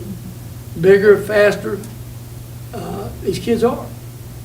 And so there's a lot of safety concerns that need to be considered, and they'll come back with that to our committee and show us why it's necessary to add those people. That way it was? Very, very much so. One of the things that I was pleased with, the coaches that were sitting in that committee today, their statement was, and I really appreciated Jeremy, and I'll say that out loud, Jeremy Moore did a very good job today. I think Denise would agree, because we had Denise in there while that discussion occurred. It's not just for number of purposes. You better have a quality individual that's going to provide. You better have a plan before you even post another TAC position. I think that was made very clear in there.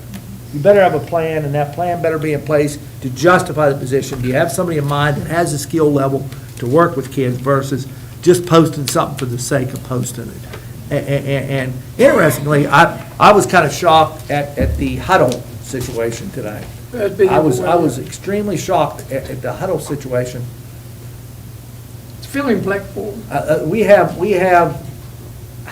I didn't know we had so many schools in the area that are using a piece of technology, and we hadn't moved that direction yet, but we are now. The schools have done that with their programs. They stand on that field with the iPads. They won't have them this year. Stand on the field with iPads, and the huddle cameras are flying, taking pictures so they can see day-to-day plays. Like I watch those pros. We just, whether it's right, wrong, or indifferent. I tease Jeremy because he played for John Ehret and Brian Parsons for me when I was a principal. Watched a lot of films. I don't think we watched iPads and saw the play by play. But I guess we're dealing in a different day and age that I'm really not even, when they say I need something, I need this to look at this, I don't have a clue the kind of technology they're using today to do what they do. We watch it on TV. I'm a little surprised that we're moving down to this level. I think The National Federation of High Schools approved that, I think, a couple of years ago. And in the SAC, of course, we usually adopt most of the things they have there. I'm behind the curve. I'd like to also add that Denise and Cynthia came in the meeting. Well, Cynthia's on the committee as well, but did a nice job of explaining the policies and positions we have to have, and made our discussion go a lot smoother. I think it's really important, like Denise has to deal with hiring those people and how do we hire them, whatever, for her to have some statement and input back and forth with that committee. So thank you, Denise, for being with us. Sorry I took so long, Mr. President. No, thank you, all good updates. Okay, for climate and culture, a couple of things. We did finish up our student surveys. Again, we did 9th through 12th grade in each of our high schools. We did do 8th grade at Midland Trail because they were fully empowerment. Those 8th graders are in their 3rd year of empowerment. So we wanted to just kind of see what they were doing versus the high school kids. So we just got the data back. We're starting to look through that. The good news is the first couple of years we were around 300 responses, which we knew was pretty low. There was some process issues that we had to deal with. We were at 975 for this iteration, so very pleased with that. Think we can get even better than that, but the process has improved, and we had engagement with some teachers and students as well. Mr. Hogue did have an advisory committee meeting, last week? Last week. You want to give a quick? Yeah, the advisory committee, of course, will be here on April the 22nd. Yep. With the board to discuss some of their thoughts and findings. They worked on that last week, and they worked on their presentation last week. They're even going to have some ideas on thoughts and findings on how do we select that advisory committee for the future. I think there'll be some basis on leadership, but there are going to probably be some other avenues that we can go, because I've discussed with the Student Advisory Council, Superintendent's Advisory Council, that the board desires that we make sure that we have a really good voice consistently throughout the school setting, and they were very receptive to that. In getting student commitment to that issue, we talked about how do we get student commitment that they really stay interested in terms of that process. And so I think we brought it up during Summit, and I think it was said, and you're right, students can reflect their thoughts on different things based on their interest and their level of desire for their futures. But they did understand the need for that diversity within that group. Yeah. And so that's a move in the right direction. I think they're going to give you a good report. It was a really good start. This is our first year doing it. We had a little weather problem in January and February. I think everybody knows that. But we're back on target, and like I said, they'll be here on April the 22nd. All right, very good. Looking forward to that. So, Mr. President, Yes. I use the word brief quite a bit for Mr. Hogue. You just said quip. Did you either one of them work? I don't think one works any better than the other. So, Sorry, Mr. Hogue, couldn't pass it up. one final thing for climate and culture. Two things. So we do have our ambassadors coming in April. So we do twice a year, we bring the ambassadors in before each of our employee surveys. So we'll be bringing them in and doing some work with them in April. And then I wanted to share with you, so Bob, if you could key up, we released our hot topic for this month. And if you can get the lights too, we just wanted to share that with you. Turn the lights off. The mind of a teacher is constantly spinning. There's so much that we handle on a day-to-day basis, really a minute-to-minute basis. March is a great month to wave the white flag when it comes to the mental health of teachers.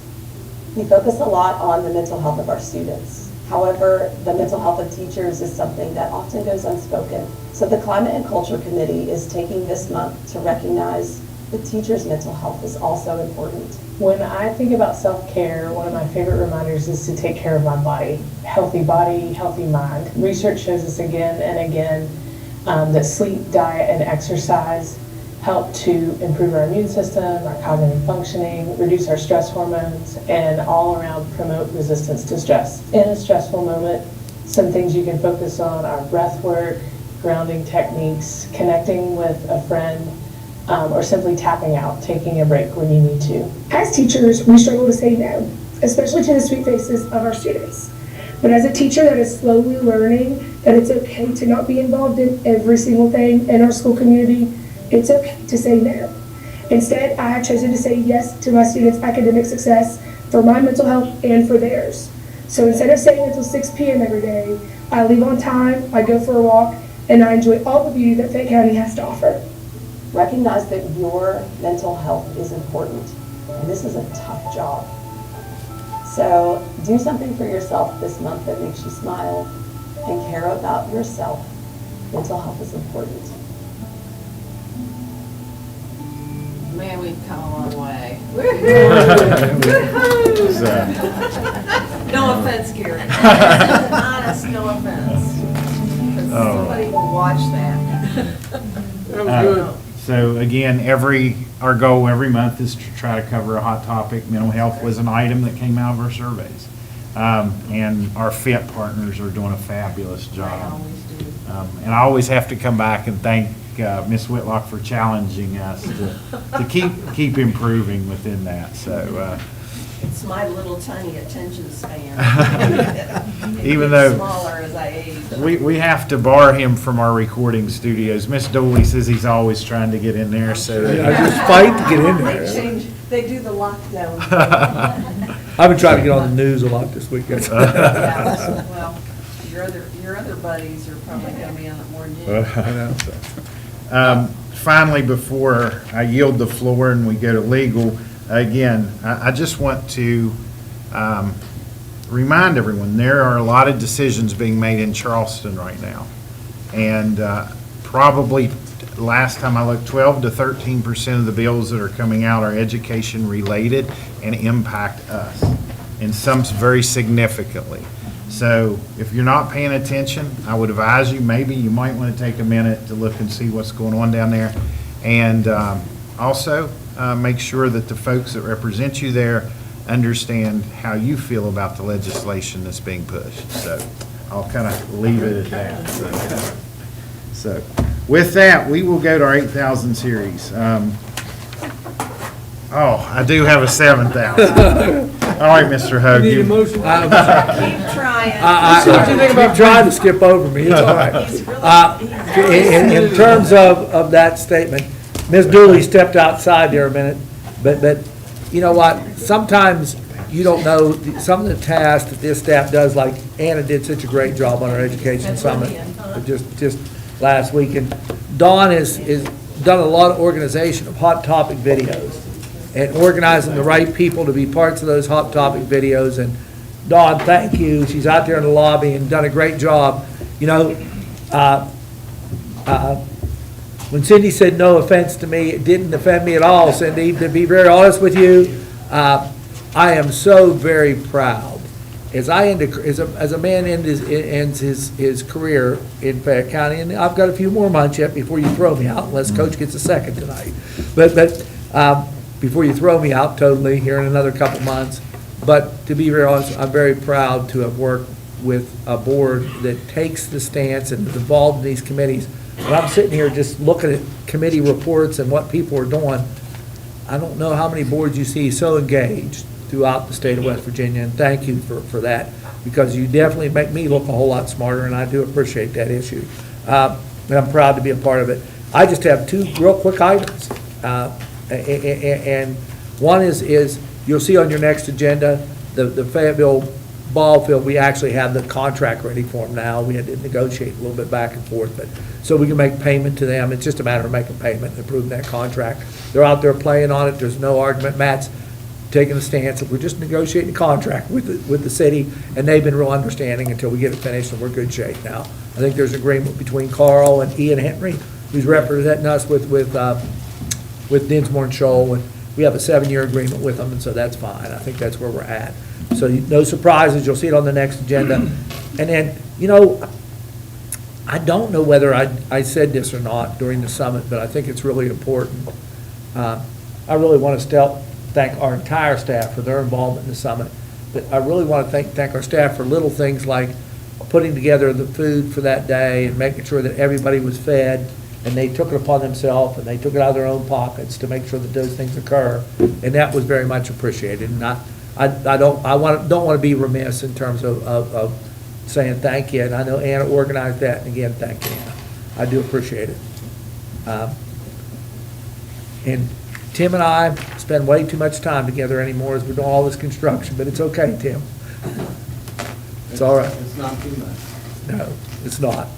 We've got more meetings, but we're getting close. And it looks like we're hoping that about April the 23rd, we'll be wide open in our new building at Meadow Bridge. Couple of things have to come together. We're not real sure yet. We're picking that as an anticipated date, but And they'll have one, what we've said is if everything works in terms of our timing in the next couple of weeks, they'll have one remote day up there. We're choosing to make, I think, get my dates right, 21st is a Monday after we come back. So that's a PD day, but then they'll have a remote day on the 22nd, board members. We'll let the kids at Meadowbridge stay at home for remote day while we get all the last moving done, and then we'll be in there on the 23rd. Am I right, Yeah, Tim? I mean, as long as the asphalt plant's open on time, and we get the asphalt down, and we get. And the fire marshal gives us a go-ahead. Fire marshal gives us a go-ahead, I mean, all those things that have to have the And it- last minute, and it- fencing, the playground, things like that, so. It could be delayed, but I was in meetings last week, and I'll be in there Tuesday again with Tim. I was in meetings last week where they gave us a complete breakdown, and we know what we have, so. Good news, we're making progress.